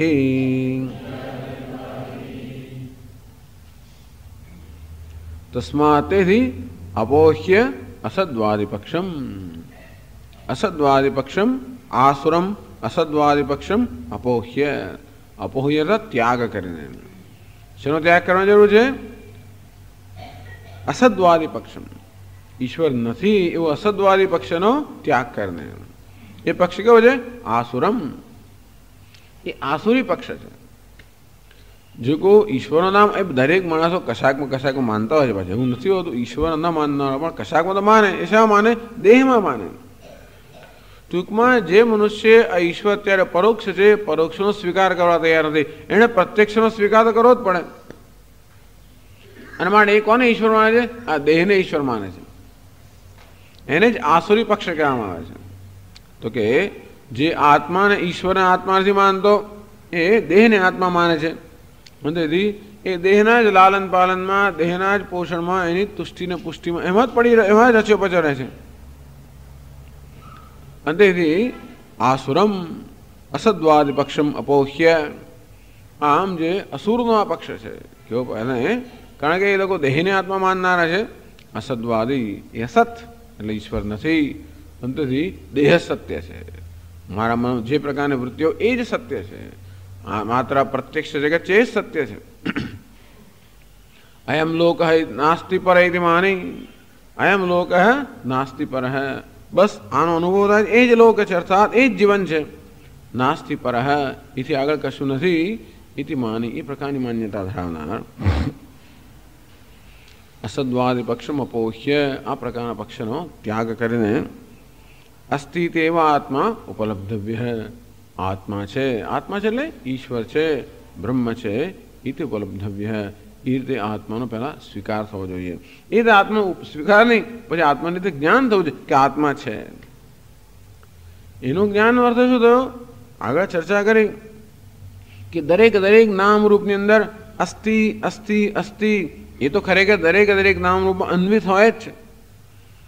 હંમેશા ઉપાદાન કારણ દરેક કાર્યની અંદર વ્યાપ્ત હોય, એમ દરેક દરેક નામરૂપમાં અસ્થિ અસ્થિ અસ્થિ એ પ્રકાર તો વ્યાપ્ત છે જ આત્મા. પહેલા એનું જ્ઞાન થવું જોઈએ. એનું જ્ઞાન અસ્થિ એવા આત્માનું જ્ઞાન ક્યારે થાય? એ નામ દરેક દરેક નામરૂપની અંદર અસ્થિ અસ્થિ અસ્થિ એ તો પ્રગટ થતો જ હોય છે. પરંતુ આપણે ચર્ચા કરી કે નામરૂપની અંદર આપણા મનમાં એવી આસક્તિ હોય છે, અર્થાત નામરૂપમાં આપણું મન એટલું બધું અંદર રચ્યું પચ્યું રહે છે કે ગૂંચવાઈ ગયેલું છે કે નામરૂપમાં પ્રગટ થનાર અસ્થિ એની આપણે નોંધ લેતા હોતા નથી. એટલે આપણા મનને ધીમે ધીમે ધીમે શેમાં ટ્યુનઅપ કરવાની જરૂર છે? આ નામરૂપની ફ્રીક્વન્સી થતાં આપણે ટ્યુનઅપ થયા છે. કયા? આપણું મન તો પેલા રેડિયો રિસીવર જેવું છે. એ શેની સાથે ટ્યુનઅપ થયું છે? આ નામરૂપ સાથે, સ્થૂળ વસ્તુ સાથે. એની ફ્રીક્વન્સી એની વેવલેન્થ સાથે ટ્યુનઅપ થયું છે. એનું કશે જેવું તમારે દેખાય છે માત્ર નામરૂપ જ દેખાય. અને તેથી મારો સંબંધ કોની સાથે છે? માત્ર નામરૂપ સાથે છે. મારો પોતાનો વિચાર કરતો શેનો વિચાર કરતો? નામરૂપનો જ વિચાર કરતો. અર્થાત મારી પોતાની જાત વિશે હું મારી મૂલવણી કે ખ્યાલ પણ કેવો છે? માત્ર મારા નામરૂપ પર જ રચાયેલો છે. અસ્થિ તો હવે મારું ધ્યાન શેના પર જવું છે? આ દરેક નામરૂપની અંદર અસ્થિ ઈશ્વર પ્રગટ થઈ રહ્યો છે. અથવા ધીમે ધીમે ધીમે આપણી દ્રષ્ટિને સૂક્ષ્મ બનાવે. ઈશ્વર છે એવું જ્ઞાનની વાત કરે છે. માત્ર લિપ સર્વિસ એટલે શું? હા ઈશ્વર સ્વીકારો છું એમ કરીને પછી ઈશ્વરને મારા જીવનમાં કોઈ સ્થાન નથી એવી જાતનું આ જ્ઞાન નથી. ઈશ્વર છે અર્થાત સર્વ ઈશ્વર જ છે એ પ્રકારનું જ્ઞાન એ પહેલું જ્ઞાન છે. એને સગુણ બ્રહ્મનું જ્ઞાન કહે છે. એટલે સૌથી પહેલા શ્રદ્ધાપૂર્વક આપણે સ્વીકાર્યો કે ઈશ્વર છે અને ઈશ્વર જ છે. પછી ધીમે ધીમે ધીમે આપણા જીવનની રીતિ અને આપણે બધી વસ્તુ ધીમે ધીમે ધીમે બદલાયા કરે. અને જે સ્થૂળ વસ્તુને અત્યારે મહત્વ આપવામાં આવે છે, નામરૂપને મહત્વ આપવામાં આવે છે, અહંકારને મહત્વ આપવામાં આવે છે, બાહ્ય સિદ્ધિઓને મહત્વ આપવામાં આવે છે, એને બદલે એ દરેકની અંદર રહેલા પેલા પરમાત્માને મહત્વ આપવામાં આવે. ધીમે ધીમે એમ કરીને નામરૂપને બદલે અસ્થિ અસ્થિ ભાતિ પ્રિયમ એ જે પ્રગટ થઈ રહ્યું છે. આ સર્વ કોણ છે? નારાયણ છે. આ સર્વ અમંગળની અંદર પણ મંગળ છે. અર્થાત સર્વત્ર શિવ છે, મંગળ છે, નારાયણ છે. જે નામ વાસુદેવ વાસુદેવ સર્વમિતિ. આ રીતે આપણી ભાવના કઈ છે? તો કે ઈશ્વરમાં જગતમાં સર્વત્ર વાસુદેવ છે. ભલે ગમે તે રૂપમાં હોય. ધીમે ધીમે ધીમે એ રૂપની અગત્યતા ઓછી ને ઓછી થતી જાય અને રૂપમાં પ્રગટ થનાર વાસુદેવની અગત્યતા વધતી જાય. એનું નામ આ જ્ઞાન છે. એટલે ખાલી આપણે કહીને બેસી રહીએ એટલું પૂરતું નથી, પરંતુ આ વસ્તુ જ્યારે આપણા જીવનનો પાયો બની જાય, આપણા જીવનનું મૂળભૂત દિશા જ્યારે બની જાય, તો ધીમે ધીમે જ્યારે મનની અંદર વૃત્તિઓ જન્મ્યા જ કરતી હોય અને મન જ્યારે જ્યારે નામરૂપનું મહત્વ આપે, મનને આપણે વળી પાછું વાળવું છે. હે મન, આ નામરૂપનું મૂળ કયું છે? તો કે વાસુદેવ, નારાયણ, શિવ. એમાંથી અસ્તિત્વ પ્રગટ થાય એ અગત્યનું છે. નામરૂપ માત્ર માધ્યમ છે. ભલે બલ્બ ઝાંખો હોય કે બલ્બ ગમે તે હોય, અગત્યની વસ્તુ બલ્બ નથી, ઝાંખા પણ નથી અગત્યનું, વીજળી અગત્યની છે. અસ્તિત્વ ઉપલબ્ધવ્ય. આ તો પહેલા ઈશ્વર છે. ઈશ્વર સર્વોપાધિ સોપાધિક ઈશ્વર. અત્યારે આપણે ઇન્દ્રિયોથી જ્ઞાન પ્રાપ્ત કરી શકીએ, મન બુદ્ધિથી જ્ઞાન પ્રાપ્ત કરી શકીએ, તો એવું નથી કે ઇન્દ્રિય મન બુદ્ધિનો વિષય ઈશ્વર નથી, છે. પણ કઈ રીતે છે? ઇન્દ્રિય મન બુદ્ધિના વિષયોમાં પણ જે પ્રગટ થનાર છે, જે ચેતન છે, જે અસ્તિત્વ છે, જે સત્તા, સ્ફૂર્તિ, પ્રેમ, આનંદ, આ બધું જે છે એ ખરેખર ઈશ્વર જ છે. બસ એને જોવા માટે હંમેશા આપણી તત્પરતા હોય. અને કયા રૂપમાં આવે છે એની તત્પરતાને બદલે કોણ આવે છે એના પ્રત્યે આપણે તત્પર બનીએ. કયો વેશ છે એને તત્પરતા આપવાને બદલે એ વેશમાં કોણ પ્રગટ થયું એને આપણે મહત્વ આપીએ. આમ ધીમે ધીમે ધીમે આપણી પ્રાયોરિટીઝ બદલાઈ જાય, આપણી વેલ્યુઝ બદલાઈ જાય, આપણા મૂલ્યો બદલાઈ જાય, આપણી અગત્યતાઓ બદલાઈ જાય. સ્વામી કહે છે ને, વેલ્યુ ઓફ વેલ્યુઝ. ધીમે ધીમે આ બધી વેલ્યુઝ, સત્ય, અહિંસા, આ બધી જે આ બધા મૂલ્યો છે એ મૂલ્યવાન બને.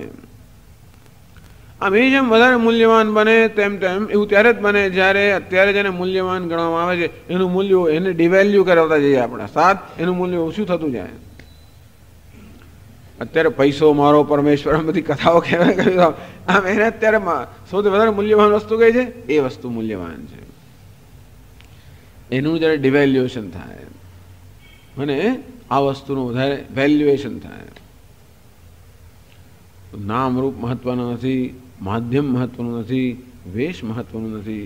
મહત્વનું નથી અર્થાત એટલે કે પણ વેશની સાથે સાથે વેશ પહેરનાર જે છે એના તરફ આપણે આપણું ધ્યાન દોરીએ અને ધીમે એને મહત્વ આપતા જઈએ. ધીમે ધીમે ધીમે આનું મહત્વ ઓછું થતું જાય અને પેલાનું મહત્વ વધતું જાય. અને એ જ મહત્વનું રહે. એનું નામ છે કે ઈશ્વર છે એવું જ્ઞાન. એ સાદું સીધું જ્ઞાન નથી, મહાન જ્ઞાન છે. ઈશ્વર છે જ્ઞાન અર્થાત સર્વત્ર સર્વ ઈશ્વર છે એ પ્રકારનું જ્ઞાન એ પહેલું જ્ઞાન છે. બીજું કયું જ્ઞાન છે? એ ઈશ્વર હું છું એ બીજું જ્ઞાન છે. પરોક્ષ જ્ઞાન એટલે કે મફત એમને જ્ઞાન નથી. પરોક્ષ જ્ઞાન અર્થાત ઈશ્વર છે, ઈશ્વર જ છે. એ તો ઉપલબ્ધવ્ય એ જીવનના આપણા જે મૂલ્ય હોય, મેં કહ્યું એ પ્રમાણે દરેકે દરેક આપણા વ્યવહારની અંદર ઈશ્વરને નજર સમક્ષ રાખવામાં આવતો હોય. દરેક વ્યવહારની અંદર આ જીવનના મૂળ જે ધર્મ છે કે મૂલ્યો છે એને નજર સમક્ષ રાખવામાં આવતા હોય અને એ રીતે આપણું જીવન ઘડાતું જાય. અને કે આપણે તરત ને તરત થતું નથી હોતું, ખૂબ મેં કહ્યું પ્રમાણે ખૂબ પુરુષાર્થ માંગી લે છે, પણ જીવન સતત ઘડાતું જાય. સતત હું અંદર પ્રશ્ન પૂછતો હોઉં, સતત સાવધાની રાખતો હોઉં કે શેને માટે થાય છે, કેમ બોલાય છે, શું કેવો વ્યવહાર થાય છે, કઈ મારી દ્રષ્ટિ છે, હું કઈ રીતે આને મૂલું છું, કઈ રીતે જોઉં છું, શા માટે એમ કરું છું, શું શેને મહત્વ અપાય છે, નામરૂપ મહત્વના છે કે અસ્થિ મહત્વનું છે. એમ મનનો જે સ્વભાવ છે એ સ્વમાં સદંતર પરિવર્તનની આવશ્યકતા છે. મહાન પુરુષાર્થ કોઈ ચમત્કારમાં છે જ નહીં. આ બધા પુરુષાર્થનું જ પરિણામ છે. કોઈ માથા પર હાથ મૂકી દે છે ને કશું થઈ જશે, કંઈક વૃત્તિ જાગ્રત થઈને કશું થઈ જશે, આવું કશું થતું બધું જ નથી.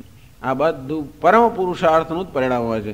કશું કંઈ એમને થઈ જતું હોય એવા ઈશ્વરના દર્શન થતા જ નથી હોતા. તો થતા હોતા આપણને ખબર પણ નથી, પણ આ એક જ રીત ઉપનિષદ સમજાવે છે અને એ છે પોતાના વ્યક્તિત્વમાં સદંતર પરિવર્તન. જીવનની દ્રષ્ટિમાં કાંઈ દ્રષ્ટિ છે, આમાં ઈશ્વર ના હોત ઉત્પન્ન કરવાનો, દેખાતો ના હોત ઉત્પન્ન કરવાનો, પણ જે દેખાય છે ઈશ્વર જ છે અને એને હું અનિશ્વર તરીકે જોઉં છું. ઈશાવાસ્યમિદમ સર્વમ યત્કિંચ જગત્યામ જગત. જગતમાં જે કંઈ છે એ ઈશ્વર છે એનું પહેલું દર્શન. કારણ કે જે ઈશ્વર છે એને હું અનિશ્વર માનું છું. અત્યારે આરોપ થઈ રહ્યો છે, જે ઈશ્વર છે એના પર અનિશ્વરત્વનો આરોપ કરવામાં આવ્યો છે અને આરોપમાંથી મુક્ત થવાનું છે. ટૂંકમાં ઈશ્વરને જોવા માટે આપણી દ્રષ્ટિને કેળવવાની છે, ફ્રીક્વન્સીને આપણી દ્રષ્ટિને કેળવવાની છે. ઈશ્વર તો છે જ અને ઈશ્વર જ છે. ક્યાંક બીજે ઈશ્વર હોત, અંદર આ જગ્યાએ હોત, એક બ્રહ્મરંધ્રમાં હોત, બીજે કશે ના હોત તો ત્યાં જવું પડ્યું હોત. કંઈક કશાકમાં ઘૂસી ગયો હોત ઈશ્વર ધારો કે, અને બીજાને પ્રવેશ જ ના હોત, બીજા ઈશ્વર એક જ જગ્યા અહીંયા હોત ને બીજે ક્યાં હોત જ નહીં તો બરોબર છે, તો એ માર્ગની વાત બરોબર છે. પણ આ ઈશ્વર તો બધે છે અને ઈશ્વર જ છે, બીજું કશું હોત તો જુદી વાત છે. એના સિવાય બીજું કશું નથી. અને માટે કોઈક જગ્યામાં એ નથી ઘૂસી ગયો, કોઈ જગ્યામાં નથી બંધાઈ ગયો, નથી એ પોતે જ બંધાઈ જાય બિચારો. અને એવું હોવાનું કે કોઈ અવસ્થાની આવશ્યકતા નથી, દ્રષ્ટિની જ આવશ્યકતા છે. આ બધી અવસ્થાની ચર્ચા એટલા માટે કરવામાં આવે છે કે ત્યારે જ આપણે આ પ્રકારની દ્રષ્ટિ કેળવી શકતા હોઈએ છીએ. अस्ति तेवोपलब्धव्य सत्कार्य बुद्ध्यादि उपाधि सत्कार्य अर्थात એ પોતાના કાર્યમાં સદરૂપે અભિવ્યક્ત થતો હોય છે. આ જગત કેવું છે? કાર્ય છે, સર્જન છે. એ સર્જનમાં આ જ ઈશ્વર સત સત સત અસ્તિ અસ્તિ અસ્તિ એ તો સતત પ્રગટ થતો હોય છે. એવું નથી કે સતત અપ્રગટ છે, એ તો પ્રગટ થઈ જ રહ્યો છે. આપણા પર કેવી મહાન કૃપા છે ને કે એ પ્રગટ થઈ રહ્યો છે આ બધા નામરૂપની અંદર. પરંતુ જેટલે અંશે નામરૂપને વધારે મહત્વ, એટલે અંશે એને ઓછું મહત્વ. જેમ જેમ આ મહત્વ ઓછું થતું જાય તેમ તેમ એનું મહત્વ વધતું જાય. બુદ્ધ્યાદિ ઉપાધિ, ટૂંકમાં બુદ્ધિ વગેરે ઉપાધિમાં જે પ્રગટ થાય છે એ જ પેલો નિરુપાધિક ઈશ્વર છે. આ પહેલું દર્શન છે અને આ જ મહાન વસ્તુ છે. આ કર્યા પછી બીજું દર્શન બહુ એટલું સરળ છે. આ પહેલું દર્શન છે. આ પુરુષાર્થ ધીમે ધીમે આપણે ઈશ્વરની અનુકૂળતા પ્રાપ્ત કરીએ, એનો ધીમે ધીમે અનુગ્રહ પ્રાપ્ત કરીએ. પછી કહે છે તત્વભાવે એના છે ઉપલબ્ધવ્ય, એ સમજાવે છે ભાષ્યમાં. યદા તો તદ્રહિત અવિક્રિય આત્મા કાર્યંચ કારણ વ્યતિરેકેણ નાસ્તિ વાચારંભણમ વિકારો નામ ધેયમ મૃત્તિકા ઇત્યેવ સત્યમ ઇતિ શ્રુતેઃ તદા તસ્ય નિરુપાધિકસ્ય અલિંગસ્ય સદસદાદિ પ્રત્યય વિષયત્વવર્જિતસ્ય આત્મનઃ તત્વભાવો ભવતિ તેન ચ રૂપેણ આત્મા ઉપલબ્ધવ્યઃ ઇતિ અનુવર્તતે.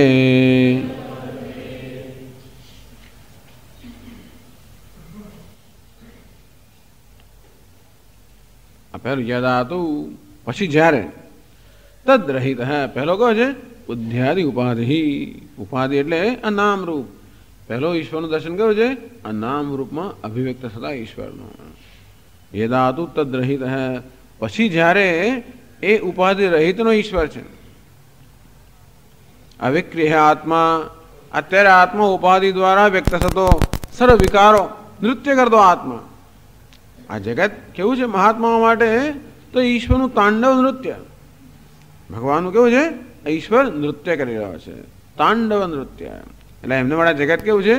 નૃત્ય કરતો ઈશ્વર. એને નૃત્ય કેવું સુંદર વસ્તુ છે. નૃત્યમાં હંમેશા તાલ હોય, સંવાદિતા હોય, રિધમ એમાં હંમેશા તાલ હોય, સંવાદિતા હોય અને એમાં લાલિત્ય હોય. આ બધું હોય નૃત્યની અંદર. એટલે એમની દ્રષ્ટિએ આ જગતમાં કેવું છે? તાલ છે, સંવાદિતા છે, લાલિત્યપૂર્ણ છે. એટલે આ જગત જેને માટે પહેલાં કેવું છે? ઈશ્વરનું જ આ નૃત્ય છે, ઈશ્વરની જ અભિવ્યક્તિ છે. આ રીતે સર્વત્ર ઈશ્વરના પહેલાં આ ઉપાધિ દ્વારા, નામરૂપ દ્વારા ઈશ્વરના દર્શન થાય છે. પછી પેલો ઈશ્વર, પહેલાં કેવો ઈશ્વર? નૃત્ય કરતો ઈશ્વર.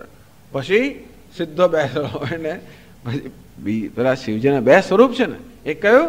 નૃત્ય કરતો, અને બીજું કયું છે? સમાધિસ્થ. એટલે કહો નિત્ય શુદ્ધ બુદ્ધ મુક્ત સ્વભાવ, બધાથી અસંગ. પહેલા કેવો છે? બધાની અંદર જ, ટૂંકમાં જે બધી જગ્યાએ છે, બધાની સાથે સંયોજાયેલો છે એવો એ. અને પછી જે બધાથી પર છે. એટલે પહેલું આ દર્શન થયું કે આ સર્વ ઈશ્વરનું જ નૃત્ય છે, ઈશ્વરની જ અભિવ્યક્તિ છે, એનું જ લાલિત્ય, એનું જ સૌંદર્ય, એનું સૌષ્ઠવ્ય વગેરે વગેરે જ આ જગતની અંદર અભિવ્યક્ત છે. અને પછી ત્યાર પછી એનો એમાંથી મુક્ત થઈ, ત્યાર પછી આપણે એને ઓળંગી શકીએ. જો એ સિવાય તદ રહિત એટલે ભગવાન કહે છે ગીતાની અંદર પણ ક્લેશો ધિગતરસ્તેષામ અવ્યક્તાસક્ત ચેતસામ અવ્યક્તા હે ગતિર દુઃખમ દેહવદ્ભિ અવાપ્યતે. જેનું છે અવ્યક્તમાં આસક્ત થયું છે, આમ જે લોકો વ્યક્તને પર જેને અવ્યક્ત છે એમાં જ આસક્તિ, જેમને ક્લેશ અધિકતરસ્તેષામ, એમને ખૂબ ક્લેશ થતો હોય છે. અવ્યક્તા હે ગતિર દુઃખમ દેહવદ્ભિ અવાપ્યતે. આ દેહની અંદર અહમભાવ જ્યાં સુધી હોય ત્યાં સુધી પેલો અવ્યક્ત અર્થાત જે અતીત સર્દ અતીત પરમાત્મા છે એનું દર્શન કરવું, એનું જ્ઞાન પ્રાપ્ત કરવું ખૂબ કઠિન છે. અને દેહમાં જ્યાં સુધી આસક્તિ છે ત્યાં સુધી દેહવાળા ઈશ્વરનું આપણે એટલા માટે જ ભજન કરતા હોઈએ છીએ. આ સ્વામીજી આ રોજનો એક જ પ્રશ્ન, સ્વામીજી આત્મા તો એક છે, ન દ્વિતીય છે, ને હું છું તો શેને માટે આ પૂજાને છે? આ બધા પ્રશ્નો એટલા બધા અર્થહીન પ્રશ્નો છે. કશું માણસ ન કઈ જાતની વૃત્તિઓને માણસ સમર્થન આપવા માટે બસ આ શું કામ પૂજા કરવાની, શું કામ આ કરવાનું, શું કામ તે કરવાનું. ભાઈ તું તારી જાતને કેવો માને છે અત્યારે? હું તો આ દેહ જ છું બસ. જ્યાં સુધી મારા વિશે મારો જેવો ખ્યાલ છે એવો જ ખ્યાલ માણસને ઈશ્વર માટે હોય, ભલે સિદ્ધાંત ગમે તેવો હોય. અત્યારે અનુભવો શું છે? અર્થાત અત્યારની વાસ્તવિક સ્થિતિ કેવી છે? તો કે હું તો દેહ છું, મારી 1000 જાતની ઈચ્છાઓ છે, બરાબર છે. તો ઈશ્વર કોણ છે? એ મહાન દેહવાળો છે, મહાન ઈચ્છાઓ પૂર્ણ કરનાર છે. એવું જ ઈશ્વરનું અત્યારે દર્શન હોય. આમ જેવું મારું પોતાનું દર્શન મારા વિશેનું બદલાયા કરતો હોય તેમ ધીમે ધીમે ઈશ્વર વિશેનું દર્શન બદલાયા કરતો હોય. અને હું અવિક્રિય છું, હું ઉપાધિ રહિત છું, એ પ્રકારનું મારું દર્શન જેમ થાય તેમ ઈશ્વરનું એ પ્રકારનું દર્શન થાય. અને ધારો કે ઈશ્વરની સેવા કરવામાં આવે, કોઈ પણ અર્થમાં પૂજા, હું તો કહું છું ભલે ને સમાજની સેવા કરો, જે સેવા કરવી હોય કરો, કે મૂર્તિની સેવા કરવી કે એના ગુણગાન કરવું એવું કોઈ કહેતું નથી, કે રામજીની કરવી કે કૃષ્ણ, એવું કશું નથી. કશું કરવું તો જોઈએ ને, પણ કંઈક તો ક્યાંક તો થવું જોઈએ. જેને ઈશ્વર માનતો હોય એની સેવા કરો. ચાલો ભાઈ હું આમ ગરીબ લોકોને ઈશ્વર માનું છું એની સેવા કરો, પીડિતને ઈશ્વર માનો છું એની સેવા કરો, સ્ત્રીને ઈશ્વર માનો છું એની સ્ત્રી એટલે પત્નીની સ્ત્રી જાતિ એની સેવા કરો, જેની કરવી હોય ને કરો. કશાકની અરે હું તો કોઈ પત્નીની સેવા કરે તોય વાંધો નથી, એકની સેવા કરતા કરતા માણસ એક જણની સેવા કરે તોય વાંધો નથી, તોય બધો ઘડાઈ જશે. કશાયની સેવા કરવા માણસ પૂરો ઘડાઈ જશે. એટલા માટે કોઈકને તો ઈશ્વર માનવો જોઈએ ને. માત્ર પોતાના શરીર સિવાય કશાકને ઈશ્વર માનીએ, પોતાના અહંકાર સિવાયની કોઈ વસ્તુમાં ઈશ્વરત્વની ભાવના છે કે નહીં, તો જીવનમાં સમર્પણ આવે અને તો જ અહંકાર જાય. નહીં તો અહંકારને સમર્થન આપીને આપણે તો મોટી ને મોટી વધારે અવરોધ જ ઉત્પન્ન કરતા હોઈએ છીએ.